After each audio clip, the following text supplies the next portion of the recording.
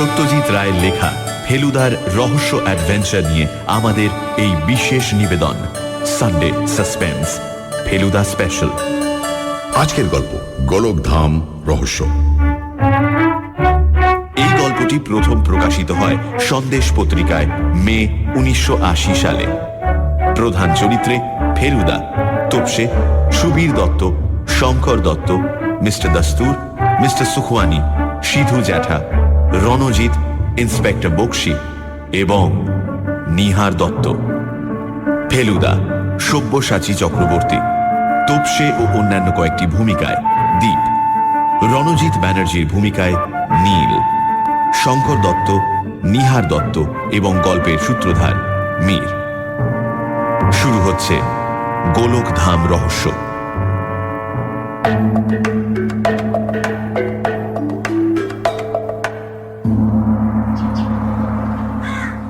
জয়দ্রত কে ছিল? দুর্যোধনের বোন দুঃশলার স্বামী। আর জরাসন্ধ? মগধের রাজা। ধৃষ্টদ্যুম্ন? দ্রৌপদীর দাদা। অর্জুন আর যুধিষ্ঠিরের শাঁখের নাম কি? অর্জুনের দেবদত্ত, যুধিষ্ঠিরের অনন্ত বিজয়। কোন অস্ত্র ছুঁড়লে শত্রুরা মাথা গুলিয়ে সেম সাইড করে বসে? তাষ্ট্র। Very good. যাক বাবা, পাশ করেছি। ইদানিং রামায়ণ মহাভারত হলো ফেলুদার যাকে বলে স্টেপল রিডিং। সেই সঙ্গে অবশ্যই আমিও পড়ছি, আর তাতে কোনো আফসোস নেই। এ তো আর ওষুধ গেলা নয়, এ হলো একধার থেকে নন স্টপ ভুরি ভোজ, গল্পের পর গল্পের পর গল্প। ফেলুদা বলে ইংরেজিতে বইয়ের বাজারে আজকাল একটা বিশেষণ চালু হয়েছে, আনপুট ডাউনেবল। যে বই একবার পড়ব বলে পিক আপ করলে আর পুট ডাউন করবার জন্য। রামায়ণ মহাভারত হলো সেই রকম আনপুট ডাউনেবল। ফেলুদার হাতে এখন কালীপ্রসন্ন সিংহের মহাভারতের দ্বিতীয় খণ্ড, আমারটা অবশ্যই কিশোর সংস্করণ। লালমোহনবাবু বলেন ওর নাকি কৃত্তিবাসী রামায়ণের অনেকখানি মুখস্থ। ওর ঠাকুমা পড়তেন, সেই শুনে শুনে মুখস্থ হয়ে গেছে। আমাদের বাড়িতে কৃত্তিবাসের রামায়ণ নেই। ভাবছি একটা জোগাড় করে জটায়ুর স্মরণ শক্তিটা পরীক্ষা করে দেখব। ভদ্রলোক আপাতত ঘরবন্দি অবস্থায় পুজোর উপন্যাস লিখছেন, তাই দেখা সাক্ষাৎটা একটু কম। বই থেকে মুখ তুলে রাস্তার দরজাটার দিকে চাইতে হলো ফেলুদাকে। কলিং বেল বেজে উঠেছে। হিজলিতে একটা খুনের রহস্য সমাধান করে গত শুক্রবার ফিরেছে ফেলুদা। এখন আয়েশের মেজাজ, তাই বোধহয় বেলের শব্দে তেমন আগ্রহ দেখালো না। ও যা পারিশ্রমিক নেয় তাতে মাসে একটা করে কেস পেলেই ও দিব্যি চলে যায়। জটায়ুর ভাষায় ফেলুদার জীবনযাত্রা 100% অনাড়ম্বর। এখানে বলে রাখি, জটায়ুর জিভের সামান্য জড়তার জন্য অনাড়ম্বরটা মাঝে মাঝে অনাড়ম্বর হয়ে যায়। সেটা শোধরানোর জন্য ফেলুদা ওকে একটা সেন্টেন্স গড়গড় করে বলা অভ্যেস করতে বলেছিল। সেটা হলো 12 হাঁড়ি রাবড়ি বড় বাড়াবাড়ি। ভদ্রলোক একবার বলতে গিয়েই 4 বার হোঁচট খেয়ে গেলেন। ফেলুদা বলে, নতুন চরিত্র যখন আসবে তখন গোড়াতেই তার একটা মোটামুটি বর্ণনা দিয়ে রাখবি। তুই না দিলে পাঠক নিজেই একটা চেহারা কল্পনা করে নেবে। তারপর হয়তো দেখবে যে তোর বর্ণনার সঙ্গে তার কল্পনার অনেক তফাৎ। তাই বলছি। ঘরে যিনি ঢুকলেন তার রং ফর্সা, হাইট আন্দাজ 5 ফুট 9 ইঞ্চি, বয়স 50-50, কানের দুপাশের চুল পাকা, থুতনির মাঝখানে একটা আঁচিল, পরনে ছাই রঙের সাফারি স্যুট। ঘরে ঢুকে যেভাবে গলা খাঁকড়ালেন তাতে একটা ইতস্তত ভাব ফুটে ওঠে। আর খাঁকড়ানির সময় ডান হাতটা মুখের কাছে উঠে আসাতে মনে হলো ভদ্রলোক একটু সাহেবী ভাবাপন্ন। সরি, অ্যাপয়েন্টমেন্ট করে আসতে পারিনি। সোফার এক পাশে বসে বললেন আগন্তুক।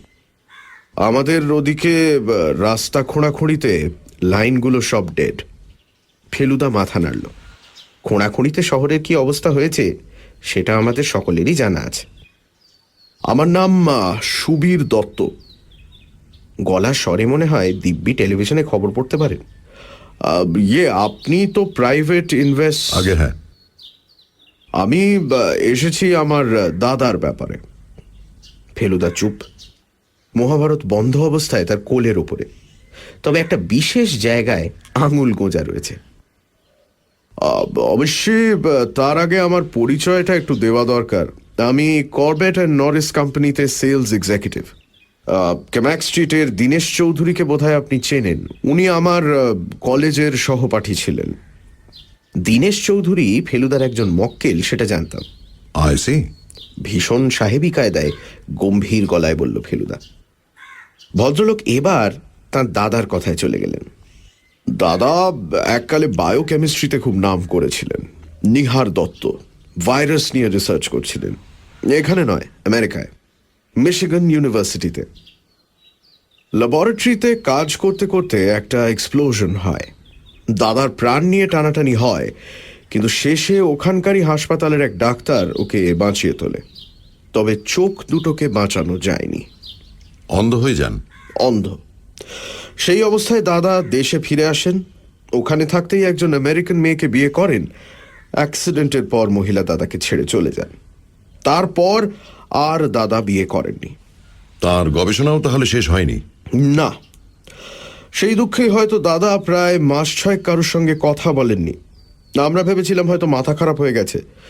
শেষে ক্রমে মোটামুটি স্বাভাবিক অবস্থায় ফিরে আসেন। এখন কি অবস্থা? বিজ্ঞানে এখনো উৎসাহ আছে, সেটা বোঝা যায়। একটি ছেলেকে রেখেছেন, ওর হেল্পার বা সেক্রেটারি বলতে পারেন। সেও বায়োকেমিস্ট্রির ছাত্র। তার একটা কাজ হচ্ছে সায়েন্স ম্যাগাজিন থেকে প্রবন্ধ পড়ে শোনানো। এমনিতে যে দাদা একেবারে হেল্পলেস তা নন। বিকেলে আমাদের বাড়ির ছাদে একাই লাঠি হাতে পায়চারি করেন। এমনকি বাড়ির বাইরেও রাস্তার মোড় পর্যন্ত একাই মাঝে মাঝে হেঁটে আসেন। বাড়িতে এঘর ওঘর করার সময় ওর কোনো সাহায্যের দরকার হয় না। ইনকাম আছে কিছু? বায়োকেমিস্ট্রির উপর দাদার একটা বই বেরিয়েছিল আমেরিকা থেকে, তার থেকে একটা রোজগার আছে। ঘটনাটা কি? আগে মানে আপনার এখানে আসার কারণটা বলছি। পকেট থেকে একটা চুরুট বের করে ধরিয়ে নিয়ে ধোঁয়া ছেড়ে বললেন সুবীর দত্ত,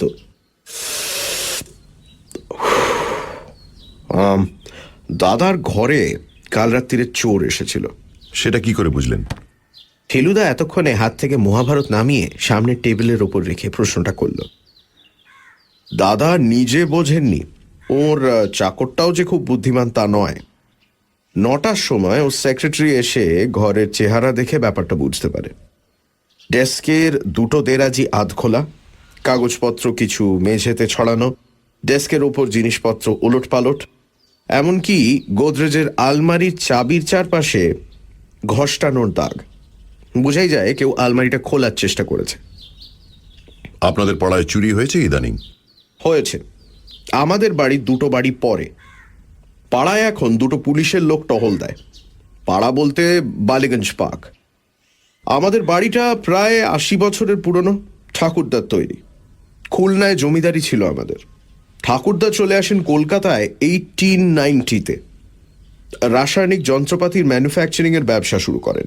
কলেজ স্ট্রিটে বড় দোকান ছিল আমাদের। বাবাও চালিয়েছিলেন কিছুদিন ব্যবসা। বছর 30 আগে উঠে যায়। আপনার বাড়িতে এখন লোক কজন? আগের তুলনায় অনেক কম। বাবা মা দুজনেই মারা গেছেন। আমার স্ত্রীও 75-এ। আমার দুটি মেয়ের বিয়ে হয়ে গেছে। বড় ছেলে জার্মানিতে। এখন মেম্বার বলতে আমি, দাদা আর আমার ছোট ছেলে। দুটি চাকর আর একটা রান্নার লোক আছে। আমরা দোতলায় থাকি। একতলাটা দুভাগ করে ভাড়া দিয়েছি। কারা থাকে সেখানে? সামনের ফ্ল্যাটে থাকেন মিস্টার দস্তুর, ইলেকট্রিক্যাল গুডসের ব্যবসা। পিছনে থাকেন মিস্টার সুখওয়ানি, অ্যান্টিকের দোকান আছে লিন্সে স্ট্রিটে। এদের ঘরে চোর ঢোকেনি? শুনে তো বেশ অবস্থাপন্ন বলে মনে হয়। পয়সা তো আছেই। ফ্ল্যাটগুলোর ভাড়া 2500 করে। সুখওয়ানির ঘরে দামি জিনিস আছে বলেও দরজা বন্ধ করে শোয়। দস্তুর বলে বন্ধ করে ওর সাফোকেশন হয়। চোর আপনার দাদার ঘরে ঢুকেছিল কি নিতে অনুমান করতে পারেন? দেখুন, দাদার অসমাপ্ত গবেষণার কাগজপত্র দাদার আলমারিতেই থাকে। আর সেগুলো যে অত্যন্ত মূল্যবান তাতে কোনো সন্দেহ নেই। অবশ্যই সাধারণ চোর আর তার মূল্য কি বুঝবে। আমার ধারণা চোর টাকা নিতেই ঢুকেছিল। অন্ধ লোকের ঘরে চুরির একটা সুবিধে আছে, সেটা তো বুঝতেই পারেন। বুঝেছি, বলল ফেলুদা। অন্ধ মানে বোধহয় ব্যাংক অ্যাকাউন্ট নেই, কারণ চেক সই করা তো। ঠিক বলেছেন। বই বাবদ দাদা যা টাকা পান সব আমার নামে আসে, আমার অ্যাকাউন্টে জমা পড়ে। তারপর আমি চেক কেটে টাকা তুলে দাদাকে দিয়ে দিই। সেই ব্যাংকের টাকা সব ওই গোদরেজের আলমারিতেই থাকে। আমার আন্দাজ 1,030 টাকা ওই আলমারিতে রয়েছে। চাবি কোথায় থাকে? যতদূর জানি দাদার বালিশের নিচে। বুঝতেই পারছেন, দাদা অন্ধ বলেই দুশ্চিন্তা। রাত্রিরে দরজা খুলে শোন, চৌকাঠের বাইরে শোয়ে চাকর কৌমুদি, যাতে মাঝরাত্রিরে প্রয়োজনে ডাক দিলে আসতে পারে। ধরুন যদি তেমন বেপরোয়া চোর হয় আর চাকরের ঘুম না ভাঙে, তাহলে তো দাদার আত্মরক্ষার কোনো উপায় থাকে না। অথচ পুলিশে উনি খবর দেবেন না, বলে ওরা কেবল জানে জেরা করতে, কাজের বেলায় ডুডু, সব বেটা ঘুষখোর ইত্যাদি ইত্যাদি। তাই আপনার কথা বলতে উনি রাজি হলেন। আপনি যদি একবারটি আমাদের বাড়িতে আসেন, তাহলে অন্তত প্রিভেনশনের ব্যাপারে কি করা যায় সেটা একটু ভেবে দেখতে পারেন। এমনকি বাইরের চোর না ভেতরের চোর সেটাও একবার। ভেতরের চোর? আমি আর ফেলুদা দুজনেই উৎকণ্ঠ, মানে কান খাড়া। ভদ্রলোক চুরুটের ছাই অ্যাশট্রেতে ফেলে গলাটা যতটা পারা যায় খাদে নামিয়ে এনে বললেন, দেখুন মশাই, আমি স্পষ্ট বক্তা। আপনার কাছে যখন এসেছি তখন জানি ঢেকে ঢুকে কথা বললে আপনার কোনো সুবিধা হবে না। প্রথমত, আমাদের দুজন ভাড়াটের একটিকেও আমার খুব পছন্দ না। সুখানি এসেছে বছর 3 হলো। আমি নিজে জানি না, কিন্তু যারা পুরনো আর্টের জিনিস টিনিস কেনে তেমন লোকের কাছে শুনেছি সুখানি লোকটা সিধে নয়, পুলিশের নজর আছে ওর ওপরে। আর অন্য ভাড়াটে? দস্তুর এসেছে 4 মাস হলো। ও ঘরটায় আমার বড় ছেলে থাকতো। সে পার্মানেন্টলি দেশের বাইরে, ডুসেলডর্ফে একটা ইঞ্জিনিয়ারিং ফার্মে চাকরি করে, জার্মান মেয়ে বিয়ে করেছে। দস্তুর লোকটা সম্বন্ধে বদনাম শুনিনি, তবে সে এত অতিরিক্ত রকম চাপা যে সেটাই সন্দেহের কারণ হয়ে দাঁড়ায়। আর ভদ্রলোক থামলেন, তারপর বাকি কথাটা বললেন মুখ নামিয়ে, দৃষ্টি ছাইদানিটার দিকে রেখে। শঙ্কর, আমার ছোট ছেলে, একেবারে সংস্কারের বাইরে চলে গেছে। ভদ্রলোক আবার চুপ। ফেলুদা বলল, কত বড় ছেলে? 23 বছর বয়স, গত মাসে জন্মতিথি গেল। যদিও তার মুখ দেখিনি সেদিন। কি করে? নেশা, জুয়া, ছিনতাই, গুন্ডাগিরি কোনোটাই বাদ নেই। পুলিশের খপ্পরে পড়েছে 3 বার। আমাকেই গিয়ে ছাড়িয়ে আনতে হয়েছে। আমাদের পরিবারের একটা খ্যাতি আছে, সেটা তো বুঝতেই পারছেন। তাই নাম করলে এখনো কিছুটা ফল পাওয়া যায়, কিন্তু সে নাম আর কতদিন টিকবে জানি না। চোর যেদিন আসে সেদিনও বাড়িতে ছিল? রাত্রিরে খেতে এসেছিল, সেটাও রোজ আসে না। তারপর আর দেখিনি। ঠিক হলো আজই বিকেলে আমরা একবার যাব বালিগঞ্জ পার্কে। কেসটাকে এখনো ঠিক কেস বলা যায় না, কিন্তু আমি জানি বিস্ফোরণে অন্ধ হয়ে যাওয়া বৈজ্ঞানিকের ব্যাপারটা ফেলুদার মন টেনেছে। তার মাথায় নিশ্চয়ই ঘুরছে ধৃতরাষ্ট্র। খবরের কাগজের কাটিংয়ের 22 নম্বর খাতা থেকে মিশিগান বিশ্ববিদ্যালয়ের ল্যাবরেটরিতে বিস্ফোরণে উদীয়মান বাঙালি জীব রাসায়নিক নিহার রঞ্জন দত্তর চোখ নষ্ট হয়ে যাওয়ার খবরটা খুঁজে বার করে দিতে সিধু জ্যাঠার লাগলো 3.5 মিনিট। তার মধ্যে অবশ্যই 2 মিনিট গেল ফেলুদা একদিন ডুব মেরে থাকার জন্য তাকে ধমকানিতে। সিধু জ্যাঠা আমাদের সত্যি জ্যাঠা না হলেও আত্মীয়র বাড়া।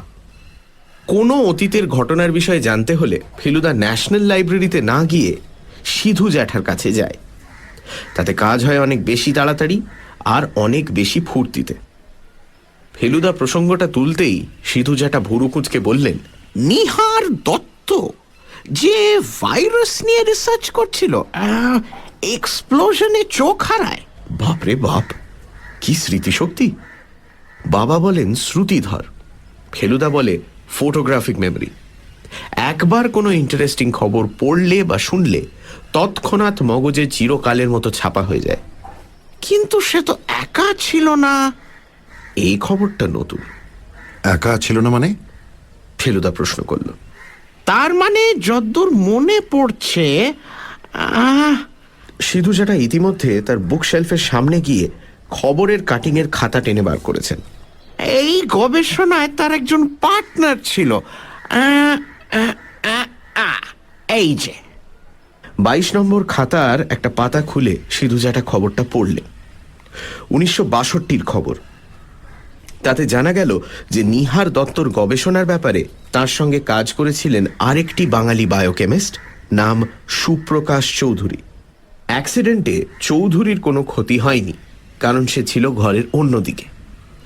এই চৌধুরীর জন্যই নাকি নিহার দত্ত নিশ্চিত মৃত্যুর হাত থেকে রেহাই পেয়েছিলেন, কারণ আগুন নেভানো ও তৎক্ষণাৎ নিহার দত্তকে হাসপাতালে পাঠানোর ব্যবস্থাটা চৌধুরী করেন। এই চৌধুরী এখন? তা জানি না, বললেন সিধু জ্যাঠা। সে খবর আমার কাছে পাবে না। এদের জীবনে উল্লেখযোগ্য কিছু ঘটলে সেটা যদি খবরের কাগজে স্থান পায় তবেই সেটা আমার নজরে আসে। আমি যেচে কারুর খবর নিই না। কি দরকার? আমার খবর কজন নেয় যে ওদের খবর আমি নেব? তবে এটা ঠিক যে এই চৌধুরী যদি বিজ্ঞানের জগতে সাড়া জাগানো কিছু একটা করত, তাহলে সে খবর আমি নিশ্চয়ই পেতাম। 7-এর 1 বালিগঞ্জ পার্কের বাড়িতে যে বয়সের ছাপ পড়েছে সেটা আর বলে দিতে হয় না। এটাও ঠিক যে বাড়ির মালিকের যদি সে ছাপ ঢাকবার ক্ষমতা থাকত তাহলে ঢাকা পড়ত নিশ্চয়ই। তার মানে বোঝা যাচ্ছে যে দত্ত পরিবারের অবস্থা এখন খুব একটা ভালো নয়। বাগানটা বোধহয় বাড়ির পিছন দিকে। সামনে একটা গোল ঘাসের চাকতির ওপর একটা অকেজো ফোয়ারা। সেই গোলের দুপাশ দিয়ে নুড়ি বিছানো রাস্তা চলে গেছে গাড়ি বারান্দার দিকে। গেটের গায়ে শ্বেতপাথরের ফলকে গোলকধাম দেখে ফেলুদা কৌতূহল প্রকাশ করাতে সুবীরবাবু বললেন যে ওর ঠাকুরদার নাম ছিল গোলক বিহারী দত্ত। বাড়িটা তিনিই তৈরি করেছিলেন। গোলকধাম যে এককালে দারুণ বাড়ি ছিল সেটা এখনো দেখলে বোঝা যায়। গাড়ি বারান্দা থেকে 3 ধাপ সিঁড়ি উঠে শ্বেতপাথরের বাঁধানো ল্যান্ডিংয়ের বাঁ দিক দিয়ে শ্বেতপাথরের সিঁড়ি দোতলায় উঠে গেছে। সামনে একটা দরজা দিয়ে ভেতরে করিডোর দেখা যাচ্ছে। তার ডান দিকে নাকি পরপর 2টো ফ্ল্যাট, বাঁ দিকে একটা প্রকাণ্ড হলঘর যেটা দত্তরা ভাড়া দেননি। এই ঘরে নাকি এককালে অনেক খানা পিনা গান বাজনা হয়েছে। হলঘরের ঠিক ওপরেই হলো দোতলার বৈঠকখানা। আমরা সেখানেই গিয়ে বসলাম। মাথার ওপর কাপড়ে মোড়া চিরকালের মতো অকেজো ঝাড়লণ্ঠন। তার যে কত ডালপালা তার ঠিক নেই। একদিকে দেয়ালে গিল্ট করা ফ্রেমে বিশাল আয়না। সুবীরবাবু বললেন সেটা বেলজিয়াম থেকে আনানো। মেঝেতে পুরু গালিচার এখানে ওখানে খুবলে গিয়ে দাবার ছকের মতো সাদা কালো শ্বেতপাথরের মেঝেটা বেরিয়ে পড়েছে। সুবীরবাবু সুইচ টিপে একটা স্ট্যান্ডার্ড ল্যাম্প জ্বালিয়ে দিতে ঘরের অন্ধকার খানিকটা দূর হলো। আমরা সোফায় বসতে যাব এমন সময় বাইরের করিডোর থেকে একটা শব্দ পাওয়া গেল। লাঠি আর চটি মেশানো শব্দ। শব্দটা চৌকাঠের বাইরে এসে মুহূর্তের জন্য থামল, আর তারপরেই লাঠির মালিকের প্রবেশ। সেই সঙ্গে আমরা 3 জনেই দণ্ডায়মান। অচেনা গলার আওয়াজ পেলাম। এরা এলেন বুঝি? গম্ভীর গলা, 6 ফুট লম্বা চেহারার সঙ্গে সম্পূর্ণ মানানসই। এনার চুল সব পাকা, কিছুটা এলোমেলো। চোখে কালো চশমা, পরনে আদ্দির পাঞ্জাবি আর সিল্কের পায়জামা। বিস্ফোরণ যে শুধু চোখই নষ্ট করেনি, মুখের অন্যান্য অংশেও তার ছাপ রেখে গেছে সেটা ল্যাম্পের চাপা আলোতেও বোঝা যাচ্ছে। সুবীরবাবু দাদাকে সাহায্য করতে এগিয়ে এলেন। বসো দাদা। বসছি, আগে এদের বসাও। নমস্কার। ফেলুদা বলল।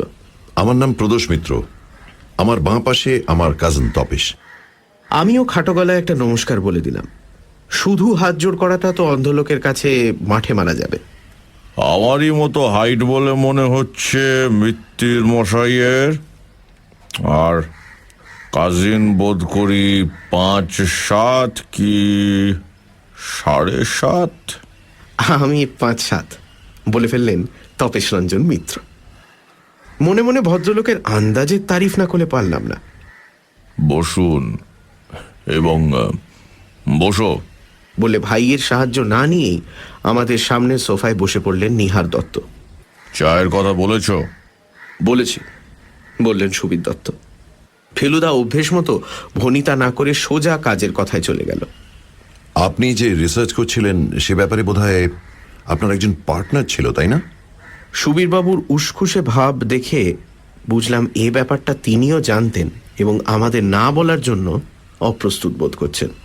পার্টনার নয়, বললেন নিহার দত্ত। অ্যাসিস্ট্যান্ট সুপ্রকাশ চৌধুরী।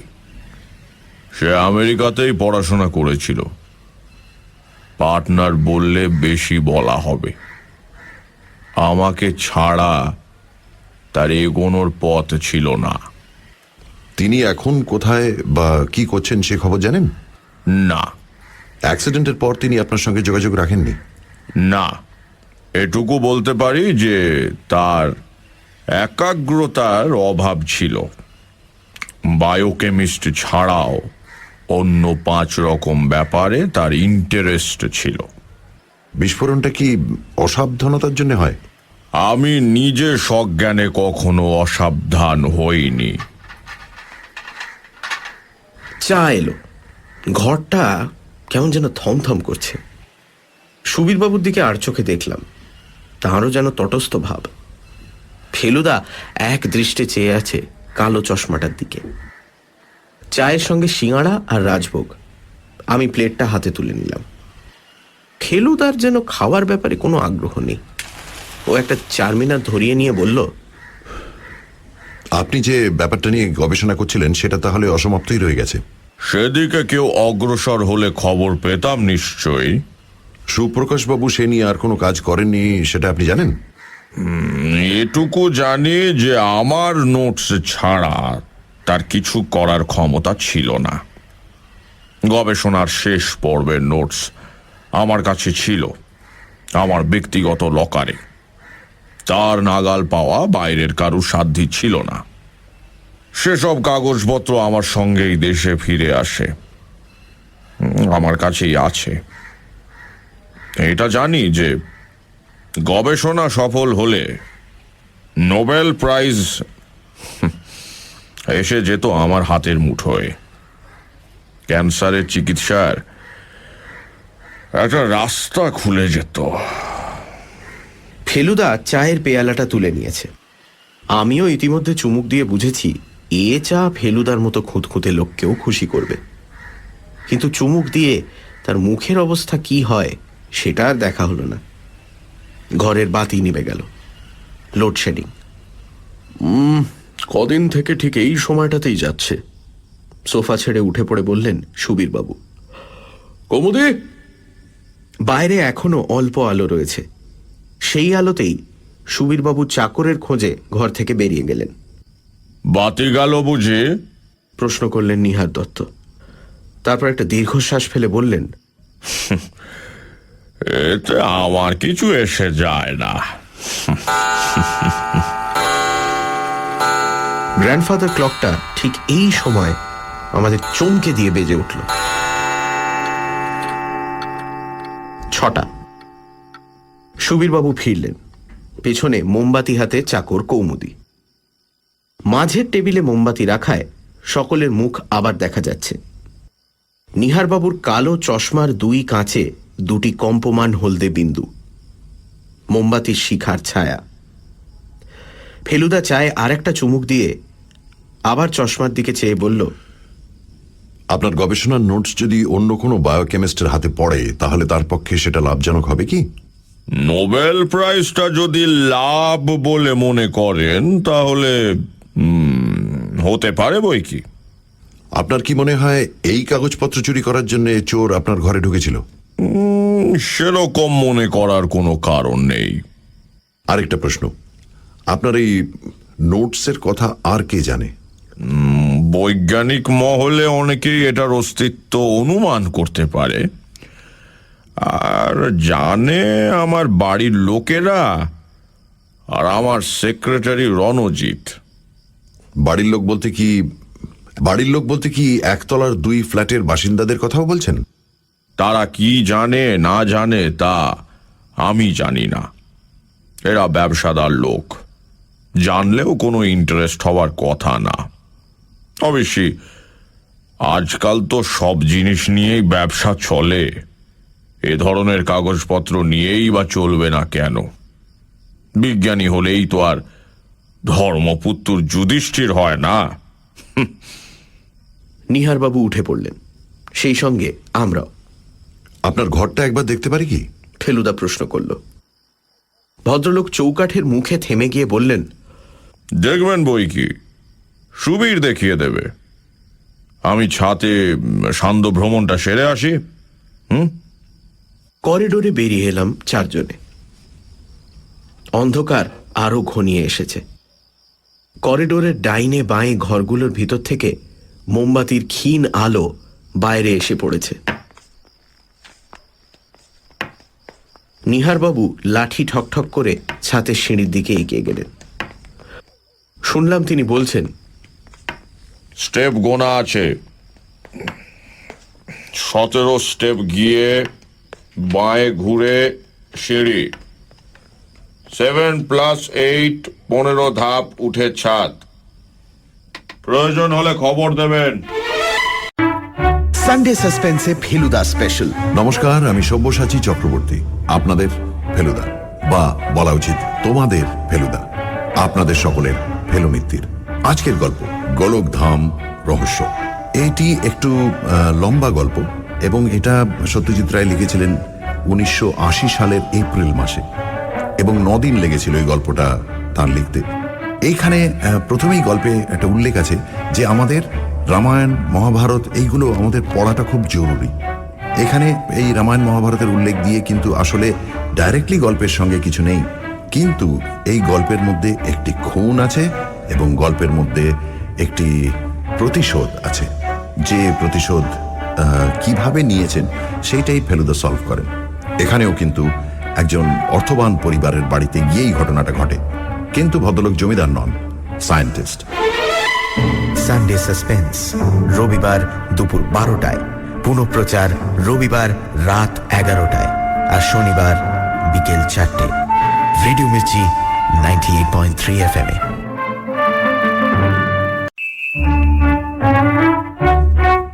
শুনছেন গোলকধাম রহস্য। ফেলুদার কাছে এসেছেন সুবীর দত্ত তার দাদার ব্যাপারে। দাদা নিহার দত্ত বিদেশে রিসার্চ করতেন, কিন্তু একটা অ্যাক্সিডেন্টে তিনি তার দৃষ্টি হারান এবং দেশে ফিরে আসেন। অন্ধ নিহারবাবুর ঘরে থাকে তার অসমাপ্ত গবেষণার মূল্যবান কাগজপত্র। সেই দাদার ঘরে রাতে চোর ঢুকেছিল। বাড়িতে চাকরবাকর ছাড়া থাকেন সুবীর দত্ত এবং তার বকে যাওয়া ছোট ছেলে শঙ্কর। আর এক তলায় 2 ভাড়াটে, মিস্টার দস্তুর ও মিস্টার সুখওয়ানি। সিধু জ্যাঠাকে বলাতে তিনি ফেলুদাকে বললেন যে নিহার রঞ্জন দত্ত ভাইরাস নিয়ে রিসার্চ করছিলেন এবং তার একজন সঙ্গীও ছিল, এস চৌধুরী। তারপর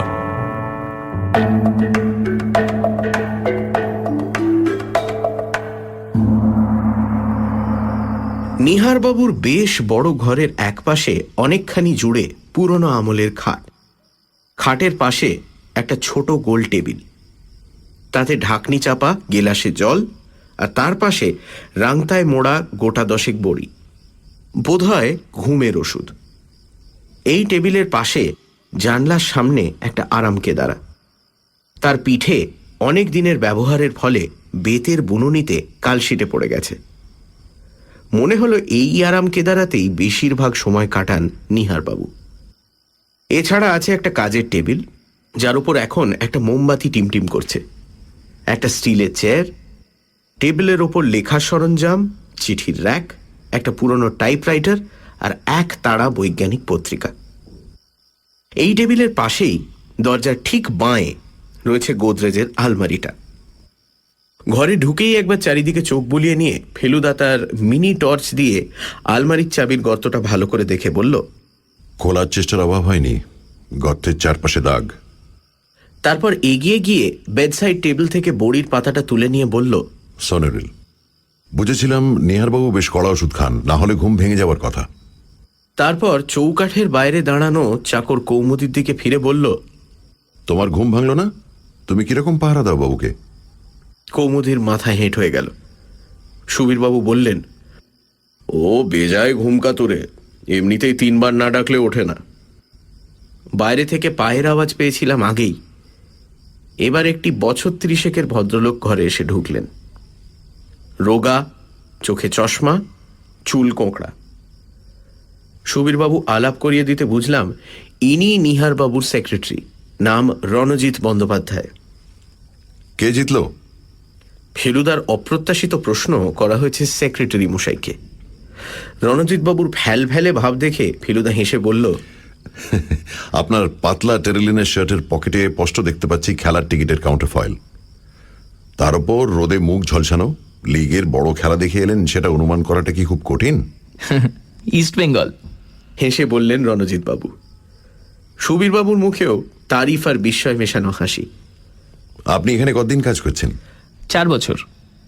নিহারবাবু তার বিস্ফোরণের ঘটনার বিষয়ে কখনো কিছু বলেছেন? আমি জিজ্ঞেস করেছিলাম, বললেন রণজিৎবাবু। কিন্তু উনি খুলে কিছু বলতে চাননি। তবে চোখ গিয়ে যে সাংঘাতিক ক্ষতি হয়েছে সেটা উনি মাঝে মাঝে নিজের অজান্তেই বলে ফেলেন। আর কিছু বলেন? রণজিৎবাবু একটু ভেবে বললেন, একটা কথা বলতে শুনেছি, উনি যে এখনো বেঁচে আছেন তার কারণ হলো ওর একটা কাজ এখনো অসমাপ্ত রয়ে গেছে। সেটা কি কাজ আমি জিজ্ঞেস করতে সাহস পাইনি। মনে হয় উনি এখনো আশা রাখেন যে ওর গবেষণাটা উনি শেষ করবেন। নিজে তো আর পারবেন না, অন্য কাউকে দিয়ে করাবেন, এটাই হয়তো ভেবেছেন, তাই নয় কি? তাই বোধহয়। আপনার এখানে ডিউটি কতক্ষণ? এই 9টায় আসি, 6টায় যাই। আজ খেলা দেখার জন্য তাড়াতাড়ি ছুটি চেয়ে নিয়েছিলাম, উনি আপত্তি করেননি। তবে বাইরে গেলেও সন্ধেবেলা আমি একবার এখানে হয়ে যাই, যদি ওর কোনো। গোদরেজের চাবি কোথায় থাকে? ফেলুদা হঠাৎ প্রশ্ন করল।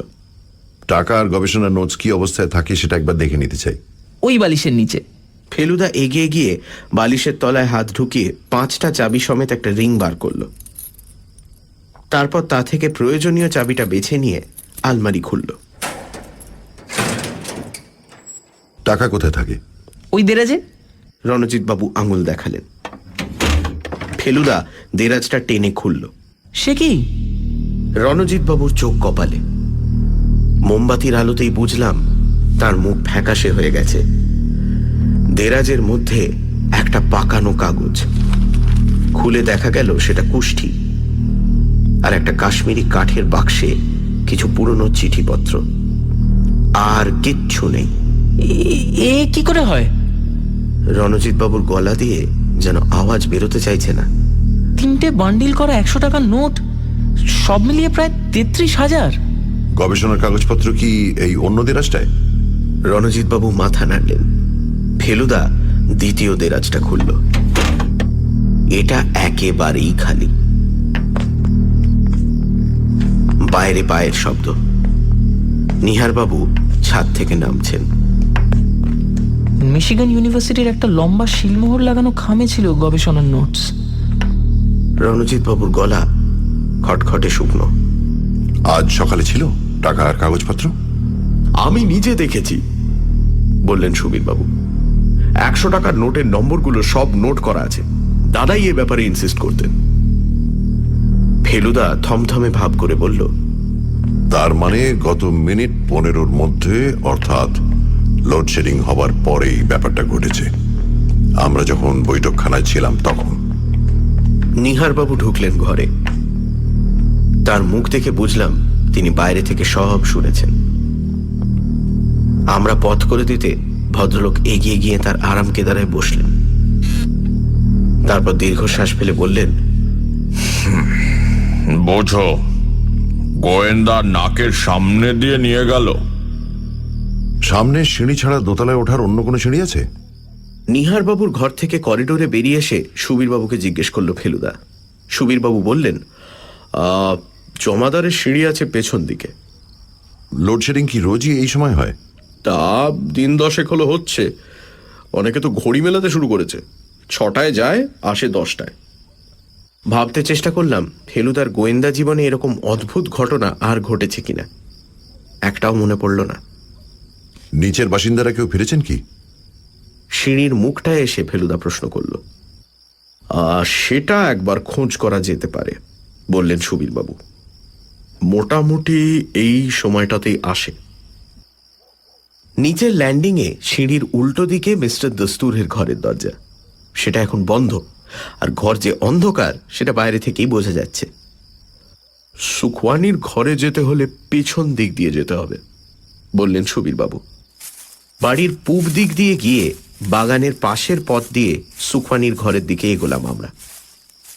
ঘরে ফ্লোরেসেন্ট আলো জ্বলছে, ব্যাটারি লাইট, যেমন আজকাল চালু হয়েছে।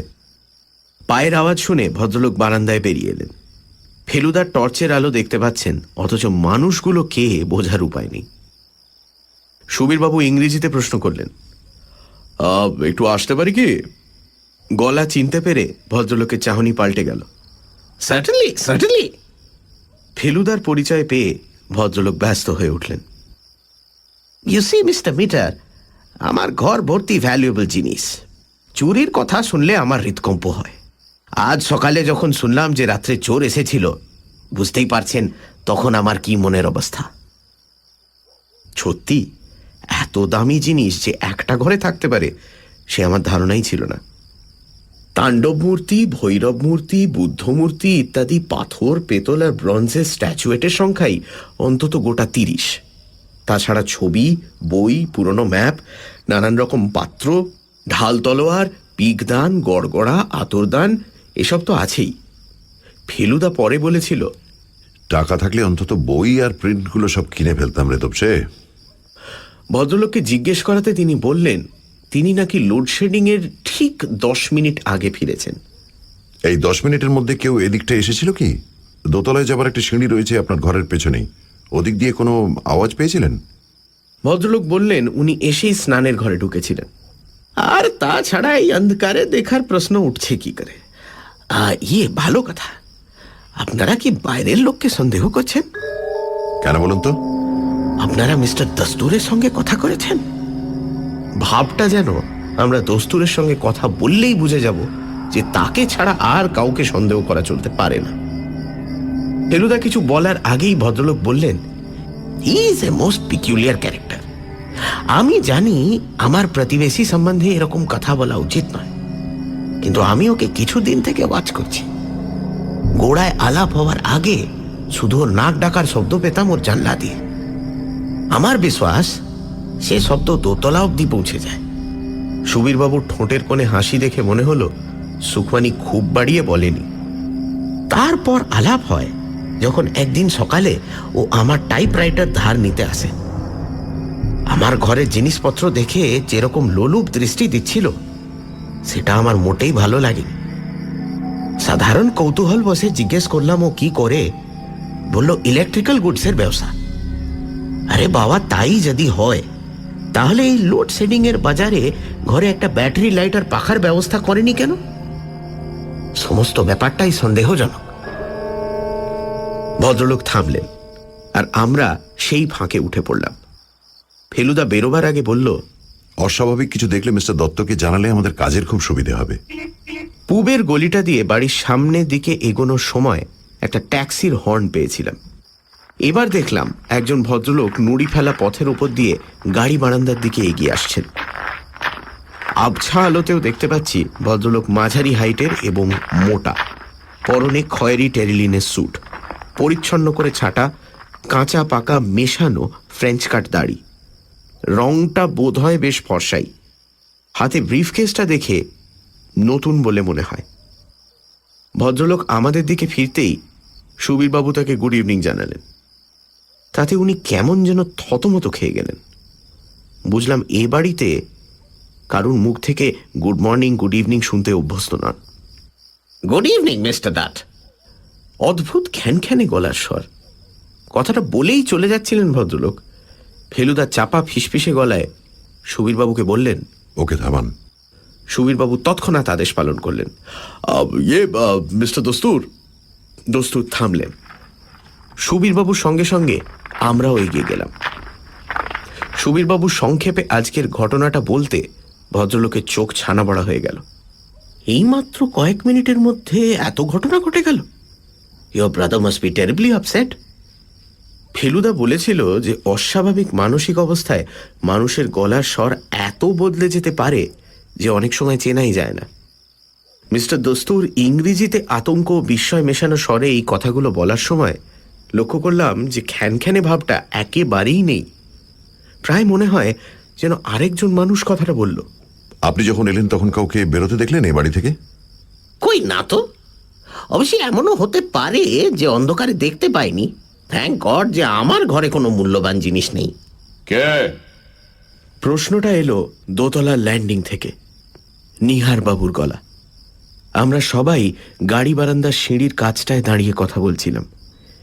এবার ভেতরে ঢোকে ওপরে চেয়ে দেখলাম অন্ধকারেও নিহারবাবুর কালো চশমাটা চকচক করছে। ইটস মি মিস্টার ডাট, দৃষ্টি ওপরে করে বললেন দস্তুর। আপনার ভাই এইমাত্র আপনার লসের কথাটা বলল। আমি আপনাকে আমার সহানুভূতি জানাচ্ছি। চশমাটা সরে গেল আর তারপরেই মিলিয়ে এলো চটি আর লাঠির শব্দ। আপনারা একটু বসে যাবেন না আমার ঘরে? সারাদিন কাজের পর একটু সঙ্গ পেলে ভালোই লাগে। ফেলুদা আপত্তি করল না। তার কারণ অবশ্যই আমি জানি। যে বাড়িতে ক্রাইম ঘটেছে সে বাড়ির লোকেদের চিনে রাখা গোয়েন্দার গোড়ার কাজ। সুখওয়ানির ঘরের পর মিস্টার দস্তুরের বৈঠকখানার ন্যাড়া ভাবটা সত্যিই দেখবার মতো। আসবাব বলতে একটা সোফা, দুটো কাউচ, একটা রাইটিং ডেস্ক আর একটা বুকশেলফ। সোফার সামনে একটা নিচু টেবিল আছে বটে, তবে সেটা নেহাতি ছোট। তারই ওপর একটা মোমবাতি রাখা ছিল। ফেলুদা সেটা ও লাইটার দিয়ে জ্বালিয়ে দিল। এখন দেখলাম দেয়ালে একটি মাত্র ক্যালেন্ডার ছাড়া আর কিছুই নেই। ভদ্রলোক ভিতর দিকে গিয়েছিলেন বোধহয় চাকরকে ডাকতে। ফিরে আসতে ফেলুদা তাকে একটা সিগারেট অফার করল। নো থ্যাঙ্কস, ক্যান্সারের ভয়ে ধূমপানটা বছর 3 হলো ছেড়ে দিয়েছি। অন্যের ধূমপানে আশা করি আপত্তি নেই। আপনার অ্যাশট্রেতে অলরেডি একটা আধ খাওয়া সিগারেট পড়ে আছে। ফেলুদা টুকরোটা তুলে নিয়ে বলল, আমারই ব্র্যান্ড। চারমিনানের টুকরো আমিও দূর থেকেই চিনতে পারি। দস্তুর বলল, অনেকবার ভেবেছি সুখওয়ানির মতো আমিও আলো পাখার একটা ব্যবস্থা করে নিই। তারপর যখন মনে হয়েছে যে কলকাতায় 90% লোককে গরম আর অন্ধকার ভোগ করতে হচ্ছে, তখন মনটা খারাপ হয়ে যায়। সেই কারণে আমিও। আপনার তো ইলেকট্রিক্যাল গুডসের ব্যবসা। ইলেকট্রিক্যাল? সুখমানি যে বলছিলেন। সুখওয়ানি ওই রকমই। ইলেকট্রিক্যাল না, ইলেকট্রনিক্স। বছর খানেক হলো শুরু করেছি। আপনি নিজেই? না, আমার এক বন্ধুর সঙ্গে পার্টনারশিপ। আমি বম্বের লোক, তবে অনেক দিন দেশের বাইরে। জার্মানিতে একটা কম্পিউটার ম্যানুফ্যাকচারিং ফার্মে কাজ করতাম। বন্ধু কলকাতা থেকে লিখলো এখানে চলে আসতে। পয়সা ওর, আর আমি জোগাচ্ছি অভিজ্ঞতা। কবে এলেন কলকাতায়? গত নভেম্বরে। বন্ধুর বাড়িতে ছিলাম মাস 3। এই ফ্ল্যাটের খবরটা পেয়ে এখানে চলে আসে। চাকর কোল্ড ড্রিঙ্কস নিয়ে এলো। Thums up. মিস্টার দস্তুর ফেলুদার পরিচয় আগেই পেয়েছেন। এবার গলাটা নামিয়ে বললেন, মিস্টার মিটার, আমার ঘরে মূল্যবান জিনিস নেই ঠিকই, কিন্তু একটা কথা আপনাকে না বলে পারছি না। আমার প্রতিবেশীটি কিন্তু খুব সিধে লোক নন। তার ঘরে নানান রকম গোপন কারবার চলে, গর্হিত ব্যাপার। আপনি জানলেন কি করে? আমার স্নানের ঘর আর ওর স্নানের ঘর লাগোয়া। দুটোর মাঝখানে একটা বন্ধ দরজা আছে। সে দরজায় কান লাগালে মাঝে মাঝে ওর শোয়ার ঘর থেকে কথাবার্তা শোনা যায়। ফেলুদা গলা খাঁকড়িয়ে বলল, এইভাবে কান লাগানো একটা গরিব ব্যাপার নয় কি? মিস্টার দস্তুর একটু অপ্রস্তুত না হয়ে বললেন, সেটা করতাম না। যখন দেখলাম যে আমার চিঠি ভুল করে ওর হাতে পড়লে ও জল দিয়ে খাম খুলে তারপর আবার আঠা দিয়ে সেঁটে ফেরত দেয়, তখন একটা পাল্টা দুষ্টুমি করার লোভ সামলাতে পারলাম না। আমি নির্ঝঞ্ঝাট মানুষ, কিন্তু উনি যদি আমার পিছনে লাগেন তাহলে আমিও ওকে ছাড়বো না, এই বলে দিলাম। কোল্ড ড্রিঙ্কসের জন্য ধন্যবাদ জানিয়ে আমরা উঠে পড়লাম। গেটের কাছে এসে ফেলুদা দারোয়ানকে জিজ্ঞেস করল গত আধ ঘন্টার মধ্যে কাউকে ঢুকতে বা বেরোতে দেখেছে কিনা। সে বলল সুখওয়ানি আর দস্তুরকে ছাড়া কাউকে দেখেনি। এটা আশ্চর্য না। 7-1 বালিগঞ্জ পার্কের কম্পাউন্ড ওয়াল রয়েছে বাড়ির 4 দিক ঘিরে। পিছন দিকের একটা বাড়ি নাকি খালি পড়ে আছে আজ কয়েক মাস যাবৎ। জোয়ান চোর হলে পাঁচিল টপকে আসায় কোনো অসুবিধে নেই, যদিও আমাদের সকলেরই মন বলছে এ কাজ বাড়ির লোকেই করেছে। কিন্তু সেই সঙ্গে আবার বলছে ভেতরের লোকই যে বাইরের লোককে দিয়ে কাজটা করায়নি তারই বা বিশ্বাস কি? আমাদের গাড়ি নেই। সুবীরবাবু বলেছিলেন তার গাড়িতে আমাদের বাড়ি পৌঁছে দেওয়ার কথা, কিন্তু ফেলুদা বলল হেঁটে গিয়ে ট্যাক্সি পেতে কোনো অসুবিধা হবে না। পুলিশে একটা খবর দিলে ভালো করতেন কিন্তু। ফেলুদার এ প্রস্তাবটা আমার কাছে একেবারেই অপ্রত্যাশিত। সুবীরবাবুও বেশ একটু অবাক হলেন, বললেন, কেন বলছেন বলুন তো? পুলিশ সম্বন্ধে আপনার দাদার ধারণা যাই হোক না কেন, পলাতক চোর ধরার যেসব উপায় পুলিশের কাছে আছে কোনো প্রাইভেট ইনভেস্টিগেটরের তা নেই। বিশেষ করে যখন এতগুলো টাকা, তখন পুলিশকে বলাটা বুদ্ধিমানের কাজ হবে। নোটের নম্বর লেখা আছে বলছেন, কাজটা এমনিতেই অনেকটা সহজ হয়ে যাবে। সুবীরবাবু বললেন, আপনাকে যখন আসতে বলেছি এবং দুর্ঘটনা যখন একটা ঘটেছে, তখন আপনাকে বাদ দেবার কথা আমি ভাবতেই পারি না। পুলিশ আসুক, কিন্তু তার পাশে আপনিও থাকলে শুধু আমি নিশ্চিন্ত হব না, দাদাও হবেন। অবশ্যই সত্যি বলতে কি, চোর যে কে সেটা কারোর সাহায্য ছাড়াই আমি বলতে পারি। আপনার ছেলের কথা বলছেন কি? সুবীরবাবু একটা দীর্ঘশ্বাস ফেলে মাথা নেড়ে সায় দিলেন। এ শঙ্কর ছাড়া আর কেউ হতে পারে না। সে জানে এ পাড়ায় 6টায় বাতি নিভে যায়। ডানপিটে ছেলে, পাঁচিল টপকানো তার কাছে কিছুই না। তারপর পেছনের সিঁড়ি দিয়ে উঠে এসে জ্যাঠার ঘরে ঢুকে আলমারি খোলা, এসবই তো তার কাছে নস্যি। কিন্তু নিহারবাবুর গবেষণার কাগজপত্র নিয়ে সে কি করবে? বৈজ্ঞানিক মহলে কি তার খুব যাতায়াত আছে? সেটা দরকার কি বলুন? সে তো সেই কাগজপত্রের বিনিময়ে তার জ্যাঠার কাছ থেকেই টাকা আদায় করতে পারে। এই কাগজপত্রের দাম যে দাদার কাছে কতখানি তা সে খুব ভালোভাবেই জানে। শুনছেন গোলকধাম রহস্য। বালিগঞ্জ পার্কে গোলকধাম বাড়িটিতে আসার পর ফেলুদার আলাপ হল নিহার দত্তর সঙ্গে। ভদ্রলোক জানালেন সুপ্রকাশ চৌধুরী তার পার্টনার নয়, অ্যাসিস্ট্যান্ট ছিল, এবং তার নোটস ছাড়া রিসার্চের কাজে সে নিজে কিছুই করে উঠতে পারত না। বায়োকেমিস্ট্রির ওপর এই রিসার্চ সফল হলে নোবেল প্রাইজ জেতাটাও কিছু অস্বাভাবিক ছিল না। সন্ধে 6টা নাগাদ লোডশেডিং হলো। ফেলুদা নিহার দত্তর ঘরটা দেখতে চাইল। ঘরে ঢুকলেন রণজিৎ, নিহার বাবুর সেক্রেটারি। তার সামনেই ফেলুদা আলমারি খুলে দেখল দেরাজ খালি, টাকা এবং গবেষণার কাগজপত্র দুটোই উধাও। মিস্টার সুখওয়ানির কাছে খোঁজ করাতে তিনি বললেন মিস্টার দাস্তুরের সব ব্যাপারটাই সন্দেহজনক। মিস্টার দাস্তুরকে বাড়িতে ঢোকার মুখে আটকে তাকে ঘটনাটা জানানো হলো। তিনি জানালেন মিস্টার সুখওয়ানি মোটেই সিধে লোক নন। ফেলুদাকে সুবীর দত্ত বললেন তার সন্দেহ তার নিজের ছেলে শঙ্করের ওপর। তারপর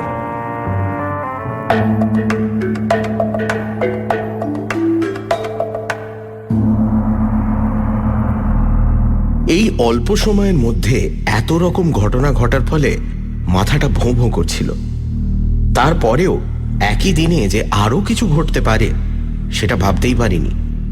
অবশ্যই সেটার কথা বলার আগে বাড়ি ফিরে এসে ফেলুদা আর আমার মধ্যে যে কথা হয়েছিল সেটা বলা দরকার। রাত্রে খাবার পরে ফেলুদার ঘরে গিয়ে দেখি সে খাটে চিত হয়ে শুয়ে সিলিংয়ের দিকে চেয়ে পান চিবোচ্ছে আর চারমিনার ফুঁকছে। আমিও গিয়ে খাটে বসলাম। যে প্রশ্নটা গোলকধাম থেকেই মনে খোঁচা দিচ্ছিল সেটা না বলে পারলাম না। তুমি কেসটা ছেড়ে দিতে চাইছিলে কেন ফেলুদা? ফেলুদা পরপর দুটো মোক্ষম রিং ছেড়ে বলল, কারণ আছে রে, কারণ আছে। কারণ তো বললেই তুমি, পালানো চোর ধরা পুলিশের পক্ষে আরো সহজ, বিশেষ করে যদি অনেক টাকা নিয়ে পালায়। সুবীরবাবুর ছেলেই নিয়েছে বলে তোর মনে হয়? আর কে নেবে বলো? বাড়ির লোক নিয়েছে সে তো বোঝাই যাচ্ছে। দস্তুর তো ছিলেনই না। সুখওয়ানি চুরি করে দিব্যি ঘরে বসে থাকবেন সেটাও যেন কেমন কেমন লাগছে। রণজিৎবাবু এলেন চুরির পরে, আর আছে চাকর বাকর। কিন্তু ধর যদি মক্কেল নিজেই কিছু করে থাকেন? আমি অবাক হয়ে চাইলাম ফেলুদার দিকে। সুবীরবাবু? একটু মাথা ঠান্ডা করে চুরি আবিষ্কারের ঠিক আগের ঘটনাগুলো ভেবে দেখ। আমি চোখ বুজে কল্পনা করলাম আমরা চারজন বৈঠকখানায় বসে আছি। চা এলো, আমরা চা খাচ্ছি। ফেলুদার হাতে কাপ। ঘরের বাতি নিভল। তারপর ধাঁ করে একটা জিনিস মনে পড়ে গিয়ে বুকটা কেঁপে উঠল। লোডশেডিং এর সঙ্গে সঙ্গে সুবীরবাবু ঘর থেকে বেরিয়ে গিয়েছিলেন ফেলুদা, চাকরকে ডাকতে। তবে ভেবে দেখ আমার পজিশনটা কি হবে যদি বেরোয় যে সুবীর বাবুই আলমারি খুলেছিলেন। এটা অসম্ভব নয় এই কারণেই যে ওই একটি লোক সম্বন্ধে আমরা বিশেষ কিছুই জানি না। চাকরের কথা যেটা বলেছেন সেটা অবশ্যই অবিশ্বাস করার কোনো কারণ নেই, কিন্তু ধর যদি শেয়ার বাজারে বা রেসের মাঠে বা জুয়োর আড্ডায় ভদ্রলোকের অনেক টাকা খোয়া গিয়ে থাকে, বাজারে এক গাদা ধার দেনা থাকে, তাহলে তার পক্ষে টাকাটা নেওয়া খুব আশ্চর্য কি? কিন্তু উনি তো নিজেই এলেন তোমার কাছে, উনি তো তোমায় গোয়েন্দা অ্যাপয়েন্ট করলেন। উনি যদি খুব উচ্চ স্তরের ধূর্ত ব্যক্তি হয়ে থাকেন তাহলে নিজের উপর যাতে সন্দেহ না পড়ে তার জন্য ঠিক ওই কাজটাই করা কিছুই আশ্চর্য নয়। এরপর আর কোনো কথা বলা যায় না। ফেলুদা কালী সিংহের মহাভারতটা হাতে নিয়ে রিডিং ল্যাম্পটা জ্বালিয়েছে দেখে আমি খাট থেকে উঠে পড়লাম। বসবার ঘরে আসতেই বাইরে থেকে একটা শব্দ পেলাম। স্কুটার। একটা নয়, একটার বেশি। নির্জন নিস্তব্ধ পাড়াটাকে কাঁপিয়ে যেন আমাদের বাড়ির সামনেই এসে থামল। আর তারপরেই আমাদের দরজায় কলিং বেল বেজে উঠল। দিনকাল ভালো নয়, আর তাছাড়া আমাদের বাড়িতে মাঝে মাঝেই বেটাইমে লোক এলেও স্কুটারে আসে না। আমি দরজার দিকে না গিয়ে আগে ফেলুদার পর্দাটা ফাঁক করে একবার উঁকি দিলাম। ফেলুদা বই রেখে খাট থেকে উঠে পড়েছে, বলল, দাঁড়া। অর্থাৎ তুই খুলিস না, আমি খুলছি। দরজা খুলতেই যিনি প্রবেশ করলেন তিনি যে শয়তানের অবতার সেটা বুঝতে 5 সেকেন্ডও লাগলো না। বসবারও দরকার নেই। ঘরে ঢুকে পিঠ দিয়ে দরজাটা বন্ধ করে ফেলুদার দিকে ঘোলাটে চোখ করে তাকিয়ে কথার চাবুক আছড়াতে শুরু করলেন সুবীর দত্তর ছেলে শঙ্কর দত্ত। শুনুন মশাই, আমার বাবা আমার বিষয়ে কি বলেছেন জানি না, কিন্তু গেস করতে পারি। এইটুকু শুধু বলে দিচ্ছি আপনাকে, আমার পেছনে টিকটিকি লাগিয়ে কারো বাপের সাত দিনে কিছু করে। ঠিক আপনাকে ওয়ার্নিং দিচ্ছি, আমি একা নই, আমাদের গ্যাং আছে। বেশি ওস্তাদি করলে পস্তাবেন। বাপের নাম ভুলিয়ে ছাড়বো, এই বলে দিলাম। শঙ্কর দত্ত যেরকম নাটকীয়ভাবে ঢুকেছিলেন ঠিক সেইভাবেই বেরিয়ে গেলেন স্পিড ছাড়া শেষ করে। তারপরই আওয়াজ পেলাম 3টে স্কুটার স্টার্ট নিয়ে পাড়া কাঁপিয়ে বেরিয়ে চলে গেল।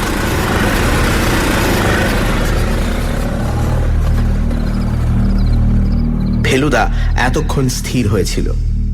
স্নায়ুর ওপর অসাধারণ দখল আছে বলেই এত অপমানেও ও পাথর। ও বলে প্রচণ্ড রাগে যে ফেটে পড়ে তার চেয়ে সেই রাগ যে দমিয়ে রাখতে পারে তার মনের জোর বেশি।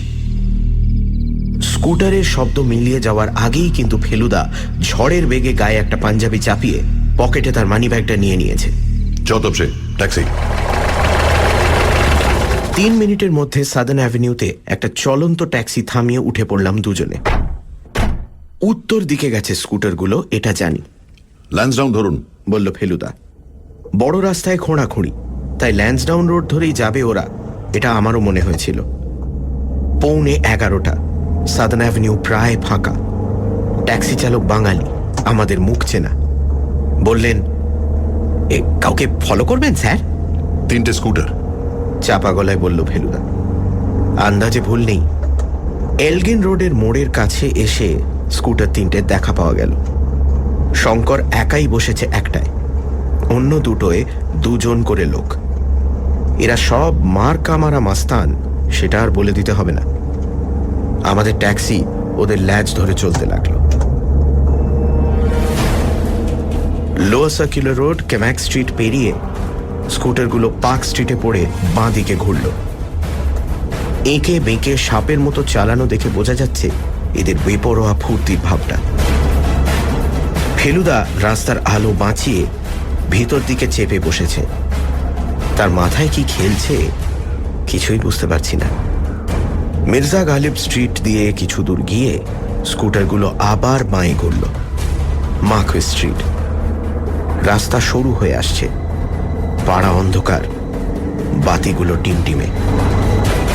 যাতে ওরা সন্দেহ না করে তাই ফেলুদার আদেশে আমাদের ড্রাইভার ট্যাক্সি স্পিড কমিয়ে ওদের সঙ্গে দূরত্বটা একটু বাড়িয়ে নিল। আরও দুটো মোড় ঘুরে দেখলাম স্কুটারগুলো একটা বাড়ির সামনে দাঁড়িয়েছে। চালিয়ে বেরিয়ে যান, বলল ফেলুদা।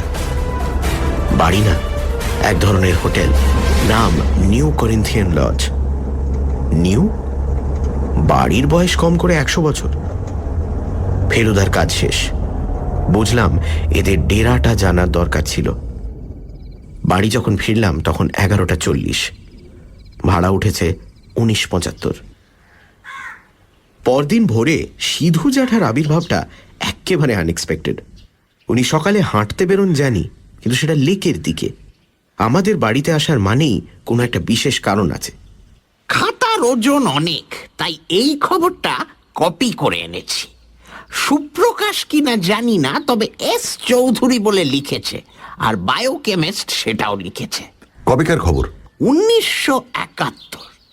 মেক্সিকোতে একটা ড্রাগ কোম্পানির ওপর পুলিশের হামলায় একটি বাঙালি বায়োকেমিস্ট ধরা পড়ে। নাম এস চৌধুরী। ভেজাল ড্রাগের ব্যবসা চালাচ্ছিল, তার ফলে সব মারাত্মক ব্যাধি দেখা দিয়েছিল। লোকটা জেল হয়, এইটুকুই খবর। আসলে মাথায় ঘুরছে সুপ্রকাশ, তাই এস চৌধুরীর সঙ্গে নামটা ঠিক কানেক্ট করতে পারিনি। অবশ্যই এই সেই একই এস চৌধুরী কিনা। একই, গম্ভীরভাবে বলল ফেলুদা। সিধু জ্যাঠা উঠে পড়লেন। তার আজ চুল কাটার দিন, নাপিতে এসে বসে থাকবে। ফেলুদার পিঠ চাপড়ে আমার কান ধরে একটা মোচড় দিয়ে মালকোঁচাটা একটু ভালো করে গুঁজে নিয়ে রাস্তায় বেরিয়ে পড়লেন। ফেলুদা খাতা খুলে হিজিবিজি লেখা শুরু করেছে দেখে আমি পাশে গিয়ে দাঁড়ালাম। পরপর 3টে প্রশ্ন লেখা রয়েছে খাতায়। 1. চাবির গর্তের ধারে আঁচড়ের বাড়াবাড়ি কেন? 2. কে এর অর্থ কি? 3. অসমাপ্ত কাজটা কি? প্রশ্নগুলো পড়ে সে সম্বন্ধে আমিও খানিকটা না ভেবে পারলাম না। আলমারির চাবির গর্তের চারিধারে আঁচড় কালই ফেলুদার টর্চের আলোয় দেখেছিলাম। এটায় খটকা লাগার একটা কারণ থাকতে পারে। রীতিমতো জোরে ঘষা না লাগলে ইস্পাতের ওপর ওরকম দাগ পড়তে পারে না। নিহারবাবুর ঘুম কি এতই গভীর যে এত ঘষাঘষিতেও ঘুম ভাঙবে না?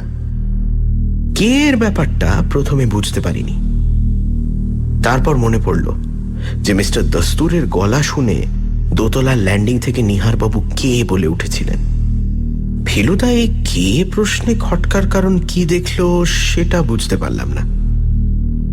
অসমাপ্ত কাজের কথাটাও নিহারবাবুই বলেছেন, অন্তত রণজিৎবাবু তাই বলেন।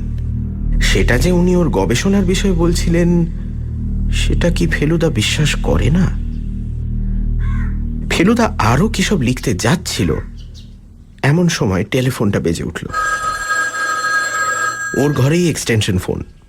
বিছানা থেকে হাত বাড়িয়ে টেবিলের ওপর থেকে রিসিভারটা তুলে নিল। হ্যালো। 2-4 বার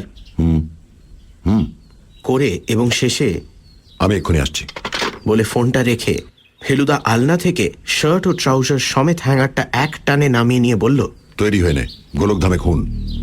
আমার বুক ধড়াস। কে খুন হলো? মিস্টার দস্তুর। বড় রাস্তা থেকে বালিগঞ্জ পার্কে ঢুকতেই দূরে 7-1 সামনে দেখলাম পুলিশের ভ্যান আর লোকের জটলা। তাও সাহেবী পাড়া বলে রক্ষে, নইলে ভিড় আরো অনেক বেশি হতো। কলকাতার পুলিশ মহলে ফেলুদা চেনে না এমন লোক নেই। গোলকধামে ঢুকতেই ওকে দেখে ইন্সপেক্টর বক্সি হাসি হাসি মুখে এগিয়ে এসে বললেন, এসে পড়েছেন, গন্ধে গন্ধে হাজির। ফেলুদা ওর এক পেশে হাসিটা হেসে বলল, সুবীরবাবুর সঙ্গে আলাপ হয়েছে সম্প্রতি, ফোন করেছিলেন তাই চলে এলাম। আপনাদের কাজে কোনো ব্যাঘাত করব না, গ্যারেন্টি দিচ্ছি। খুনটা হলো কিভাবে? মাথায় বাড়ি, একটা নয় 3টে, ঘুমন্ত অবস্থায়। লাশ নিয়ে যাবে এইবার পোস্টমর্টমের জন্য। ডক্টর সরকার একবার এসে দেখে গেছেন। আন্দাজ রাত 2 থেকে 3টের মধ্যে ব্যাপারটা ঘটে। লোকটা সম্বন্ধে কিছু জানতে পারলেন? খুব গন্ডগোল, সুটকেস গুছোতে শুরু করেছিল, শর্ট খাবার তালে ছিল। টাকা কড়ি গেছে কিছু? মনে তো হয় না। খাটের পাশে টেবিলে ওয়ালেটে 100-3 টাকা রয়েছে। বাড়িতে ক্যাশ বেশি রাখতো বলে মনে হয় না। অথচ ব্যাংকের জমার খাতা, চেক বই এসব কিছু পাওয়া যাচ্ছে না। একটা সোনার ঘড়ি পাওয়া গেছে বালিশের পাশে। এখনো ভালো করে সার্চ করা হয়নি, এবার করব। এ পর্যন্ত যা পাওয়া গেছে তা থেকে লোকটার সঠিক পরিচয় কিচ্ছু পাওয়া যায়নি। সুবীরবাবু মিনিট খানেক হলো এসে পাশে দাঁড়িয়েছেন। মিস্টার বক্সিকে উদ্দেশ্য করে বললেন, সুকোয়ানি বেজায় তম্বি করছে, বলছে তার নাকি একটা জরুরি অ্যাপয়েন্টমেন্ট আছে ডালহাউসিতে। আমি বলেছি জেরা না হওয়া পর্যন্ত ছাড়া যাবে না। ঠিকই বলেছেন, বললেন মিস্টার বক্সি। অফিসে জেরাতে আপনিও বাদ যাবেন না। শেষের কথাটা হালকা হেসে বললেন মিস্টার বক্সি। সুবীরবাবু মাথা নেড়ে বুঝিয়ে দিলেন যে সেটা তিনি জানেন। তবে আমার দাদাকে যত অল্পের ওপর দিয়ে সারতে পারেন ততই ভালো। ন্যাচারালি। ঘরটা একবার দেখতে পারি কি? ফেলুদা জিজ্ঞেস করল। নিশ্চয়। বক্সিও ফেলুদার সঙ্গে সঙ্গে এগিয়ে গেলেন, পেছনে আমি। ঘরে ঢোকার আগে ফেলুদা সুবীরবাবুর দিকে ফিরে বলল, ও ভালো কথা, আপনার ছেলে কাল আমার বাড়িতে এসেছিল। কখন? সুবীরবাবু অবাক। ফেলুদা সংক্ষেপে কাল রাত্রিরের ঘটনাটা বলে বলল, সে কি কাল ফিরেছিল? ফিরে থাকলেও টের পাইনি, বললেন সুবীরবাবু। সকালে উঠে তাকে দেখিনি। যাক, তাহলে আপনার ছেলের ডেরার একটা সন্ধান পাওয়া গেল, বললেন মিস্টার বক্সি। নয়, হোটেলটা মোটেই সুবিধার নয়, বার দুয়েক রেড হয়ে গেছে ওখানে অলরেডি। কালকের দেখা ঘরের চেহারা আজ একেবারে পাল্টে গেছে। কাল ছিল অন্ধকার, আর আজ পূবের দুটো জানলা দিয়ে ঝলমলে রোদ এসে সোফা আর মেঝের ওপর পড়েছে। আশ্চর্য লাগলো দেখে যে কালকের দেখা চারমিনারের টুকরোটা এখনো অ্যাশট্রেতে পড়ে আছে। ঘরে 2 জন পুলিশের লোক রয়েছে, আর পুলিশের ফটোগ্রাফার তার কাজ শেষ করে সরঞ্জাম ব্যাগে পুরছেন। খুনটা অবশ্যই হয়েছে পাশের শোবার ঘরে। ফেলুদা বক্সির সঙ্গে সেই ঘরে গিয়ে ঢুকল। আমি চৌকাঠ অবধি গিয়ে একবার বিছানার দিকে চেয়ে চাদরে ঢাকা লাশটা দেখে নিলাম। একজন পুলিশের লোক খানা তল্লাশি চালিয়ে যাচ্ছে। মেঝেতে একটা খোলা সুটকেসের মধ্যে দেখলাম কিছু জামা কাপড় ভাঁজ করে রাখা রয়েছে। তার পাশে মাটিতে দাঁড় করানো রয়েছে গতকাল দস্তুরের হাতে দেখা নতুন ব্রিফকেসটা। আমি আরো মিনিট 3 বসবার ঘরে কাগজপত্র দেখে কাটিয়ে দিলাম। কোনো কিছুতেই হাত দেওয়া চলবে না, এটা আমি জানি। তার ওপর 2টো পুলিশে আমার দিকে ড্যাব ড্যাব করে চেয়ে আছে। যাদব সে। ফেলুদা বেরিয়ে এসেছে শোবার ঘর থেকে। আপনি আছেন কিছুক্ষণ? বক্সি প্রশ্ন করল। একবার বড় কর্তার সঙ্গে দেখা করে যাব, বলল ফেলুদা। ইন্টারেস্টিং কিছু পেলে বলবেন। সুবীরবাবু দোতলায় অপেক্ষা করছিলেন। আমরা তার সঙ্গে নিহারবাবুর ঘরে গিয়ে হাজির হলাম। ভদ্রলোক তার আরাম কেদারায় চিত হয়ে শুয়ে আছেন। চোখে কালো চশমা, হাতের লাঠি পাশে খাটের ওপর শোয়ানো। একদিন লাঠিটা ভদ্রলোকের হাতে দেখেছি, তাই সেটার মাথা যে রূপো দিয়ে বাঁধানো সেটা বুঝতে পারিনি। মাথার নকশার মধ্যে খোদাই করা GBD দেখে বুঝলাম লাঠিটা ছিল নিহারবাবুর ঠাকুরদা গোলক বিহারী দত্তর।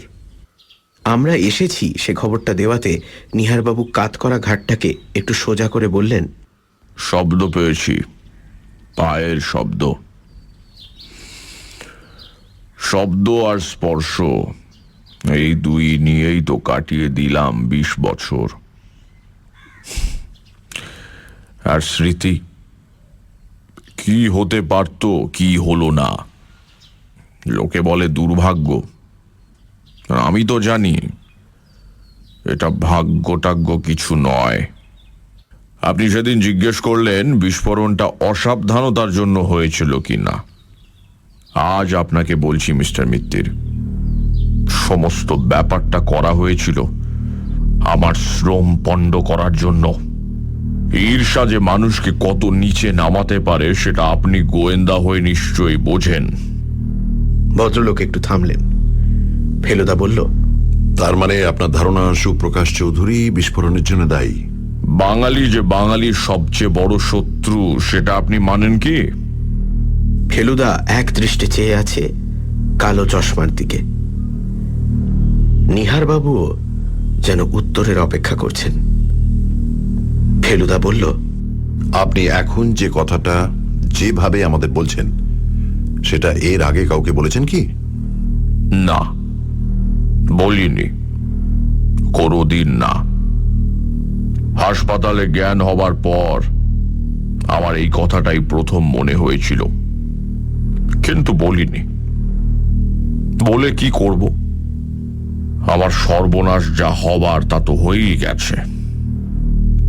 যে এটার জন্য দায়ী তার শাস্তি হলে তো আর আমি দৃষ্টি ফিরে পাবো না, বা আমার গবেষণাও শেষ করতে পারবো না। কিন্তু আপনাকে চিরকালের মতো অসহায় করে চৌধুরীর বা কি লাভ হলো বলুন? সে কি ভেবেছিল যে আপনার কাগজপত্রগুলো হাত করে সেই গবেষণা চালিয়ে নিয়ে নাম কিনবে? নিশ্চয়ই তাই, তবে তার সে ধারণা ভুল। আমি তো বলেইছি আপনাকে, আমাকে ছাড়া এগোনোর পথ ছিল না তার। আমরা দুজনেই খাটে বসেছি। ফেলুদাকে দেখে বুঝতে পারছি সে গভীরভাবে চিন্তা করছে। রণজিৎবাবু ইতিমধ্যে ঘরে এসে টেবিলটার পাশে দাঁড়িয়েছিলেন। সুবীরবাবু কোনো কাজে বাইরে গেছেন। ফেলুদা বলল, টাকার কথা জানি না, সেটা হয়তো পুলিশের পক্ষে উদ্ধার করা আরো সহজ, কিন্তু আপনার এত মূল্যবান কাগজপত্র আমি এ বাড়িতে উপস্থিত থাকতে চুরি হয়ে গেল, এটা আমি কিছুতেই মানতে পারছি না। ওগুলো উদ্ধার করার আপ্রাণ চেষ্টা আমি চালিয়ে যাব। আপনি যা ইচ্ছা তাই করতে পারেন। আমরা আর বেশিক্ষণ থাকলাম না। পুলিশ তাদের কাজ চালিয়ে যাচ্ছে। বক্সি ফেলুদাকে বলে দিলেন যে তাদের জেরা আর খানাতল্লাশির কি ফল হয় সেটা ফোনে জানিয়ে দেবেন। আর নিউ করিন্থিয়ান লজের খবরটাও জানাতে ভুলবেন না, বলে দিল ফেলুদা। আমরা বাড়ি ফিরেছি 10:30টায়।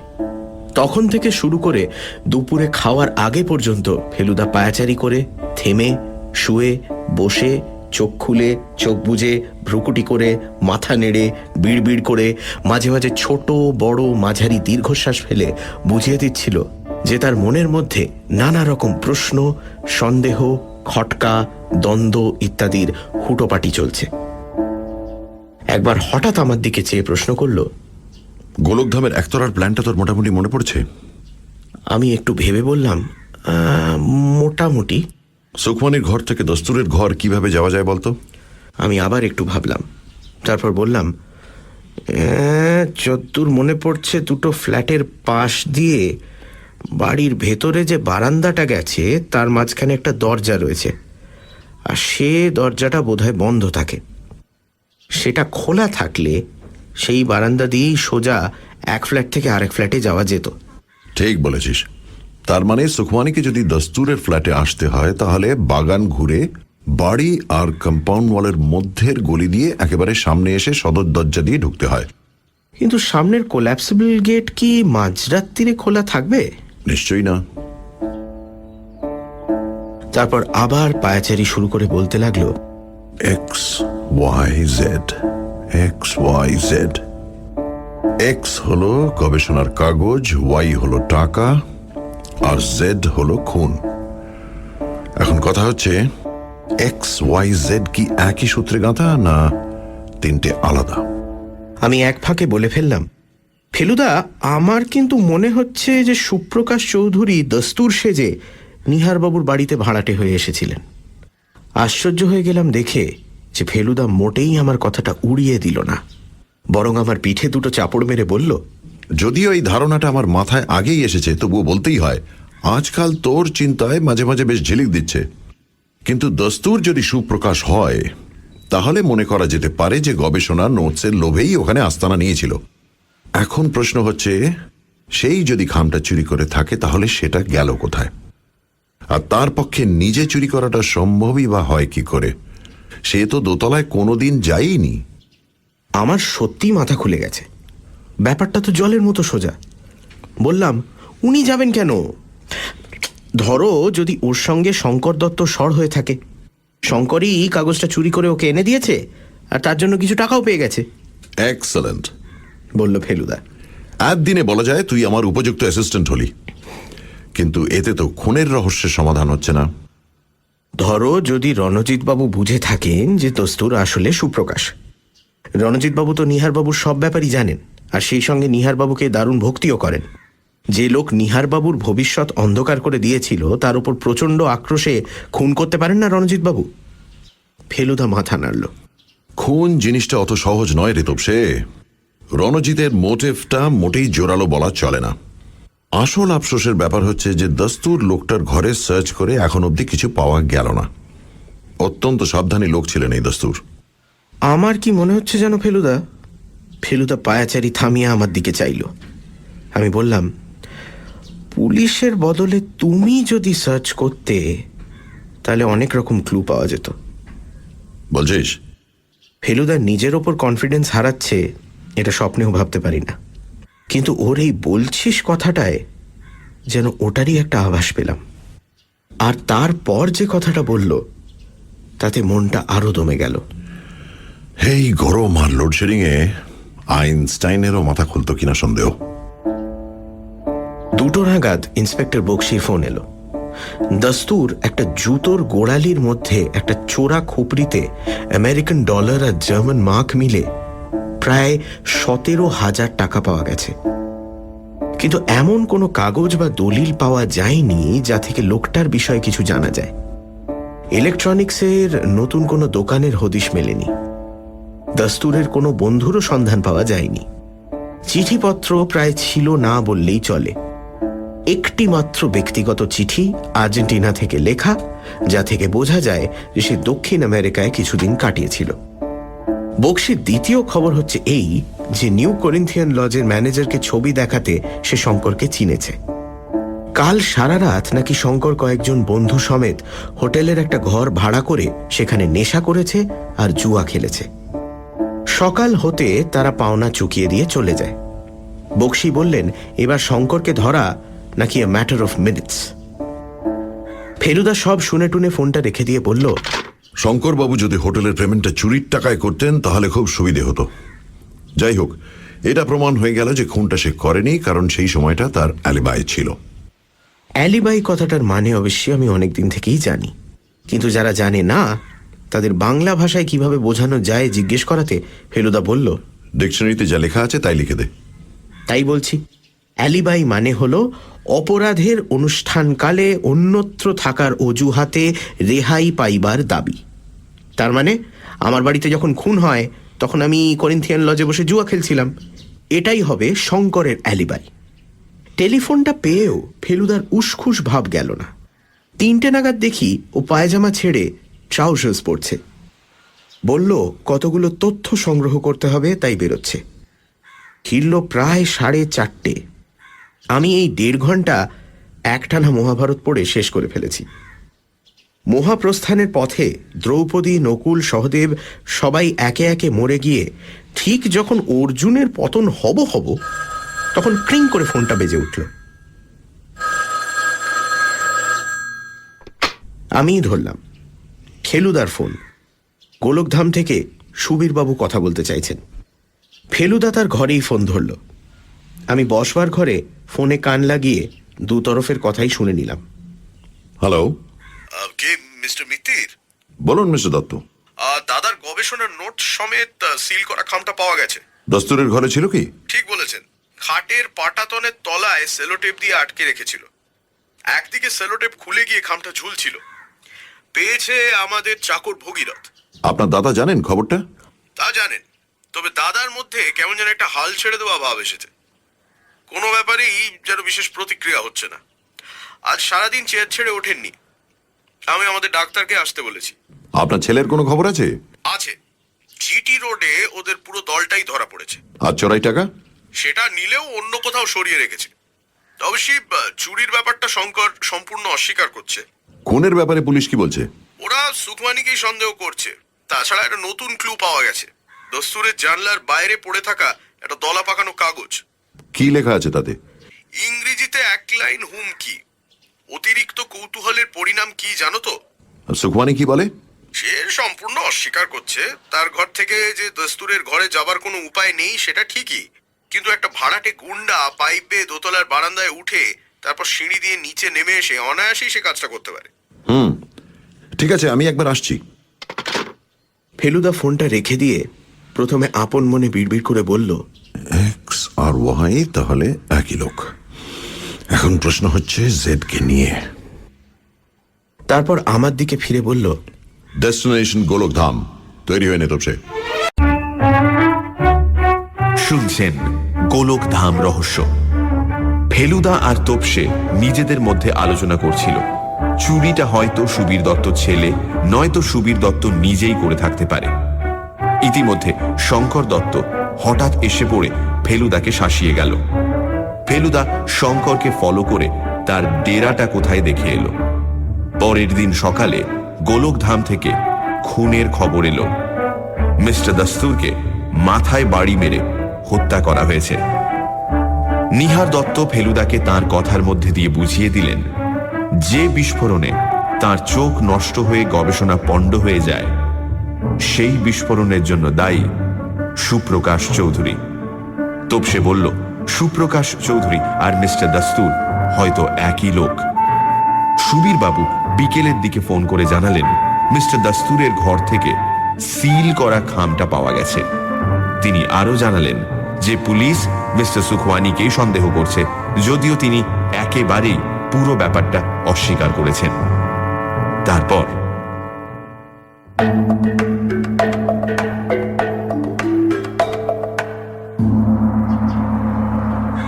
আপনি চললেন নাকি?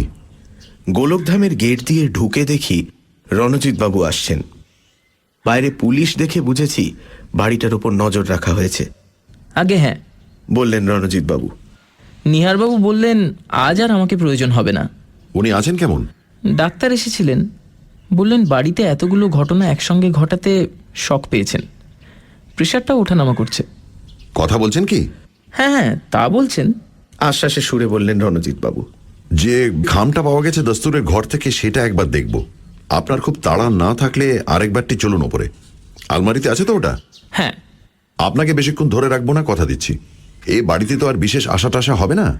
কিন্তু খাম তো সিল করা। কিন্তু ভাব করে বললেন রণজিৎ বাবু। তাহলেও আমি জিনিসটা একবার শুধু হাতে নিয়ে দেখতে চাই। রণজিৎ বাবু আর আপত্তি করলেন না। আজও বাড়ি অন্ধকার। 10টার আগে আলো আসবে না। এখন বেজেছে মাত্র 6:15। দোতলার বারান্দায় আর ল্যান্ডিংয়ে কেরোসিন ল্যাম্প জ্বললেও আনাচে কানাচে অন্ধকার। রণজিৎ বাবু আমাদের বৈঠকখানায় বসিয়ে সুবীর বাবুকে খবর দিতে গেলেন। যাবার আগে বলে গেলেন যে নিহার বাবু যদি খামটা আলমারি থেকে বার করার ব্যাপারে আপত্তি করেন তাহলে কিন্তু সেটা দেখানো সম্ভব হবে না। সেটা বলাই বাহুল্য, বলল ফেলুদা। সুবীর বাবুকে দেখে বেশ ক্লান্ত মনে হলো। বললেন সারাদিন নাকি খবরের কাগজের রিপোর্টারদের ঠেকিয়ে রাখতেই কেটে গেছে। তবে একটা ভালো এই যে দাদার নামটা লোকে ভুলতে বসেছিল, এই সুবাদে আবার মনে পড়ছে। মিনিট খানেকের মধ্যেই রণজিৎ বাবু এলেন, হাতে লম্বা সাদা খাম। বললেন, নিহারবাবু আপনার নাম শুনেই বোধহয় আপত্তি করলেন না, এমনিতে কাউকে দেখতে দিতেন না। আশ্চর্য।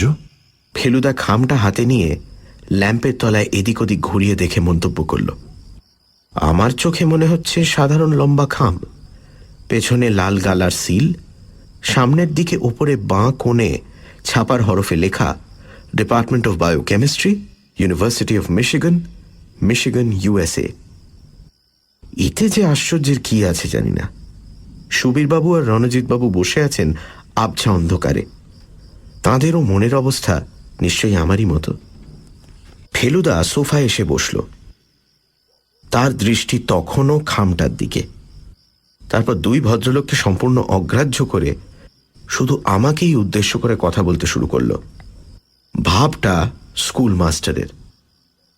এই মেজাজে অনেক সময় অনেক বিষয়ে অনেক জ্ঞান দিয়েছে ফেলুদা আমাকে। বুঝেছিস তপসে, আশ্চর্য জিনিস এই ইংরেজি হরফ। বাংলায় সব মিলিয়ে গোটা 10-12 ধাঁচের হরফ আছে, আর ইংরেজিতে আছে কমপক্ষে 1000-2 একটা তদন্তের ব্যাপারে আমাকে এই নিয়ে কিছুটা পড়াশোনা করতে হয়েছিল। হরফের শ্রেণী আছে, জাত আছে, প্রতিটি শ্রেণীর আলাদা নাম আছে। যেমন এই বিশেষ ডিজাইনের হরফের নাম হল গ্যারামন্ড। ফেলুদা খামের উপর ছাপা বিশ্ববিদ্যালয়ের নামের দিকে আঙুল দেখালো, তারপর বলে চলল, এই গ্যারামন টাইপের উদ্ভব ১৬শ শতাব্দীতে ফ্রান্সে। তারপর ক্রমে এই টাইপ সারা বিশ্বে ছড়িয়ে পড়ে।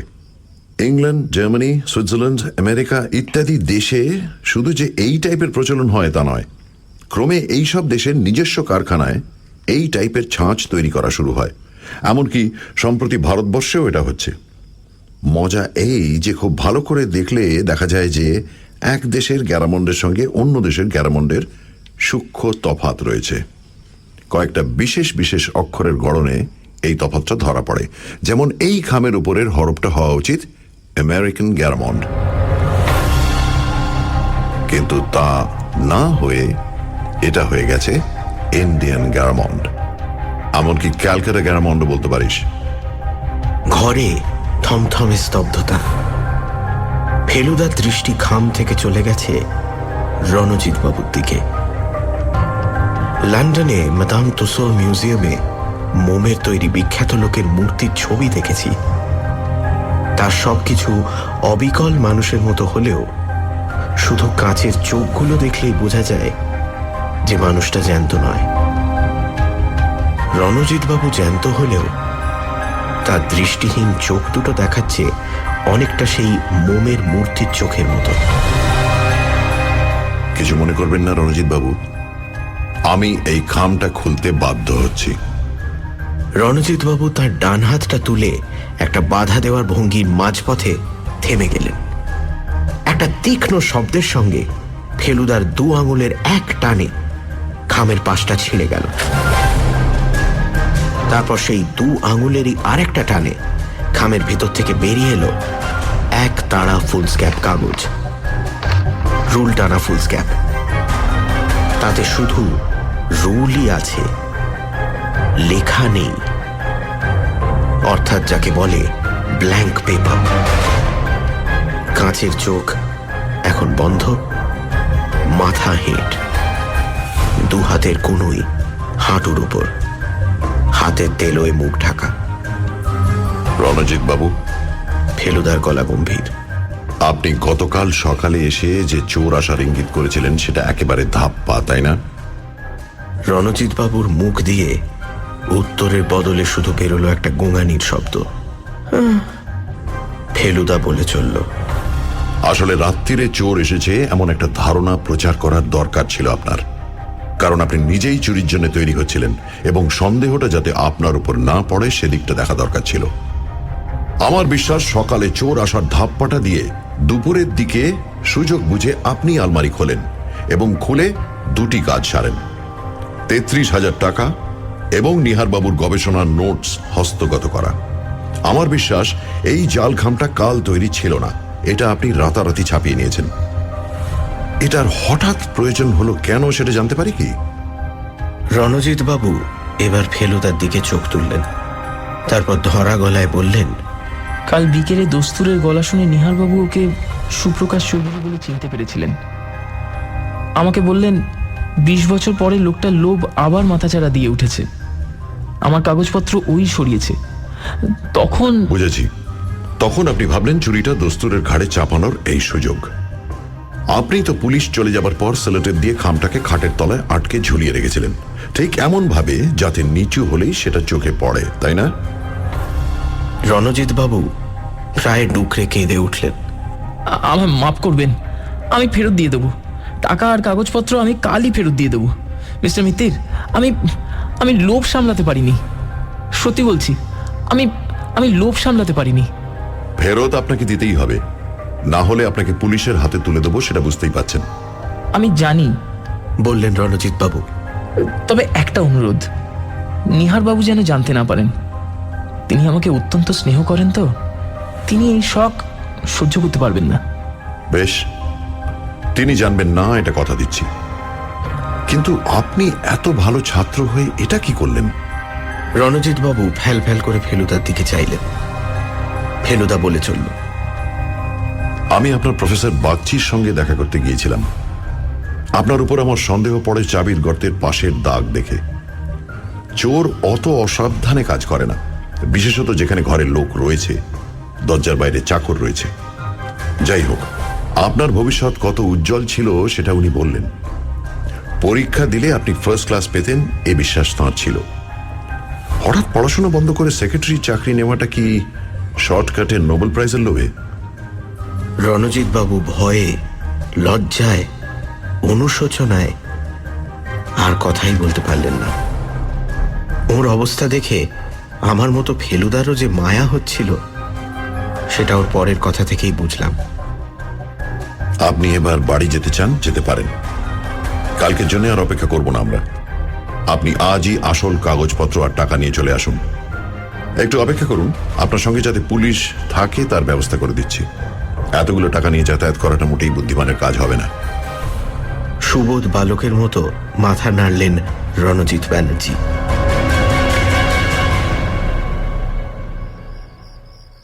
সুবীরবাবু তার ছেলে সম্বন্ধে যাই বলে থাকুন না কেন, সে যে চুরি করেনি সেটা জেনে তার নিশ্চয়ই খানিকটা নিশ্চিন্ত লাগছে। অন্তত তার চেহারা দেখে আর গলার স্বরে তাই মনে হলো। বললেন, একবার দাদার সঙ্গে দেখা করে যাবেন কি? নিশ্চয়ই, বলল ফেলুদা। সেটাই তো আসল কাজ। সুবীরবাবুর পিছন পিছন আমরা নিহারবাবুর ঘরে গিয়ে হাজির হলাম। আপনারা এসেছেন? চেয়ারে শোয়া অবস্থায় প্রশ্ন করলেন নিহারবাবু। আগে হ্যাঁ, বলল ফেলুদা। আপনার গবেষণার কাগজপত্রগুলো ফেরত পেয়ে নিশ্চয়ই খানিকটা নিশ্চিন্ত বোধ করছেন। ওগুলোর আর বিশেষ কোনো মূল্য নেই আমার কাছে। নিচু গলায় ক্লান্তভাবে বললেন নিহারবাবু। একদিনে একজন মানুষ এত ফ্যাকাশে হয়ে যেতে পারে সেটা আমার ধারণাই ছিল না। কালকেও দেখে মনে হয়েছে ভদ্রলোক রীতিমতো শক্ত। আপনার কাছে মূল্য না থাকলেও আমাদের কাছে আছে, বলল ফেলুদা। বিশ্বের অনেক বৈজ্ঞানিকের কাছে আছে। সে আপনারা বুঝবেন। আপনাকে শুধু একটা প্রশ্ন করতে চাই, কথা দিচ্ছি এর পরে আর বিরক্ত করব না। নিহারবাবুর ঠোঁটের কোণে একটা ম্লান হাসি দেখা দিল। বললেন, বিরক্ত আর করবেন কি করে? বিরক্তির অনেক ঊর্ধ্বে চলে গেছি যে আমি। তাহলে বলি শুনুন, কাল টেবিলের উপর দেখেছিলাম ঘুমের ট্যাবলেট 10টা, আজও দেখছি 10টা। আপনি কি কাল তাহলে ঘুমের ওষুধ খাননি? না, খাইনি। আজ খাবো। তাহলে আসি আমরা। দাঁড়ান। নিহারবাবু তার ডান হাতটা ফেলুদার দিকে বাড়িয়ে দিলেন। দুজনের হাত মিলল। ভদ্রলোক ফেলুদার হাতটা বেশ ভালো করে ঝাঁকিয়ে দিয়ে বললেন, আপনি বুঝবেন, আপনার দৃষ্টি আছে। বাড়িতে এসেও ফেলুদা গম্ভীর, কিন্তু তা বলে আমি অত রহস্য বরদাস্ত করব কেন? চেপে ধরে বললাম, ঢাকঢাক গুড় গুড় চলবে না, সব খুলে বলো। ফেলুদা উত্তরে রামায়ণে চলে গেল। ওর সাসপেন্স বাড়ানোর কিছু কায়দা আমি সত্যিই বুঝে উঠতে পারি না। রামকে বনবাসে পাঠানোর 6 দিন পর দশরথের হঠাৎ মনে পড়েছিল যে তিনি যুবরাজ অবস্থায় একটা সাংঘাতিক কুকীর্তি করে ফেলেছিলেন, আর সেই কারণেই আজ তাকে পুত্র শোক ভোগ করতে হচ্ছে। তোর মনে আছে সেই কুকীর্তিটা কি? রামায়ণটা টাটকা পড়া ছিল না, কিন্তু এই ঘটনাটা মনে ছিল। বললাম, অন্ধমুনির ছেলে রাত্রে নদীতে জল তুলছিল কলসিতে। দশরথ অন্ধকারে শব্দ শুনে ভাবলেন বুঝি হাতি জল খাচ্ছে। উনি শব্দভেদী বান মেরে ছেলেটিকে মেরে ফেলেছিলেন। গুড। অন্ধকারে শব্দ শুনে লক্ষ্যভেদ করার এই ক্ষমতাটা ছিল দশরথের। নিহার বাবুরও ছিল। নিহার বাবু? আমি প্রায় চেয়ার থেকে পড়ে যাচ্ছিলাম। ইয়েস স্যার, বলল ফেলুদা। রাত জাগতে হবে বলে ঘুমের ওষুধ খাননি। সবাই যখন ঘুমে অচেতন তখন খালি পায়ে সিঁড়ি দিয়ে নেমে চলে যান দস্তুর সুপ্রকাশের ঘরে। এই ঘরে এককালে ওর ভাইপো থাকত। ঘর ওর চেনা, হাতে ছিল অস্ত্র, রূপো দিয়ে বাঁধানো জাঁদরের লাঠি। খাটের কাছে গিয়ে লাঠি দিয়ে মোক্ষম ঘা, একবার নয় 3 বার। কিন্তু কিন্তু আমার এখনো সাংঘাতিক গোলমাল লাগছে। এসব কি বলছে ফেলুদা? লোকটা তো অন্ধ। একটা কথা কি মনে পড়ছে না তোর? অসহিষ্ণুভাবে বলল ফেলুদা। সুখমানি কি বলেছে দস্তুর সম্পর্কে? বিদ্যুতের ঝলকের মতো কথাটা মনে পড়ে গেল। দস্তুরের নাক ডাকতো, এক্স্যাক্টলি, বলল ফেলুদা। তার মানে বালিশের কোনখানে মাথা, কোন পাশে ফিরে রয়েছে, এই সবই বুঝতে পেরেছিলেন নিহারবাবু। যা শ্রবণ শক্তি এত প্রখর, তার আর এর চেয়ে বেশি জানার কি দরকার? এক ঘায় যদি না হয়, 3 ঘায়ে তো হবেই। আমি কিছুক্ষণ হতভম্ব হয়ে থেকে ভয়ে ভয়ে বললাম, এই অসমাপ্ত কাজটার কথাই কি বলেছিলেন নিহারবাবু? প্রতিশোধ? প্রতিশোধ, বলল ফেলুদা। জিঘাংসা। অন্ধেরও দেহ মনে প্রচন্ড শক্তির সঞ্চার করতে পারে এই প্রবৃত্তি। এই জিঘাংসাই তাকে এতদিন বাঁচিয়ে রেখেছিল। এখন তিনি মৃত্যুশয্যায়, আর সেই কারণেই তিনি আইনের নাগালের বাইরে। আরো 17 দিন বেঁচেছিলেন নিহার রঞ্জন দত্ত। মারা যাওয়ার ঠিক আগে তিনি উইল করে তার গবেষণার কাগজপত্র আর জমানো টাকা দিয়ে গিয়েছিলেন তার বিশ্বস্ত মেধাবী সেক্রেটারি রণজিৎ বন্দ্যোপাধ্যায়কে।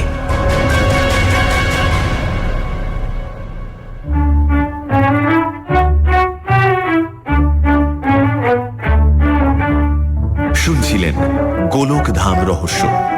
রচনা সত্যজিৎ রায়। ফেলুদা সব্যসাচী চক্রবর্তী, তোপসে ও অন্যান্য কয়েকটি ভূমিকায় দীপ, রণজিৎ ব্যানার্জির ভূমিকায় নীল, শঙ্কর দত্ত নিহার দত্তের ভূমিকায় এবং গল্পের সূত্রধার মীর। ফেলুদা থিম সত্যজিৎ রায়, নতুন ফেলুদা থিম সন্দীপ রায়, শব্দগ্রহণ, আবহ সঙ্গীত এবং স্পেশাল এফেক্টসে রিচার্ড, পরিকল্পনা ও পরিচালনায় ইন্দ্রাণী। রেডিও মির্চি 98.3 FM এর তরফ থেকে আন্তরিক ধন্যবাদ শ্রী সব্যসাচী চক্রবর্তী ও শ্রী সন্দীপ রায়কে আমাদের পাশে থাকার জন্য। আগামী সপ্তাহে ঠিক এই সময় আরো একটি রোমাঞ্চকর ফেলুদার গল্প নিয়ে সানডে সাসপেন্স।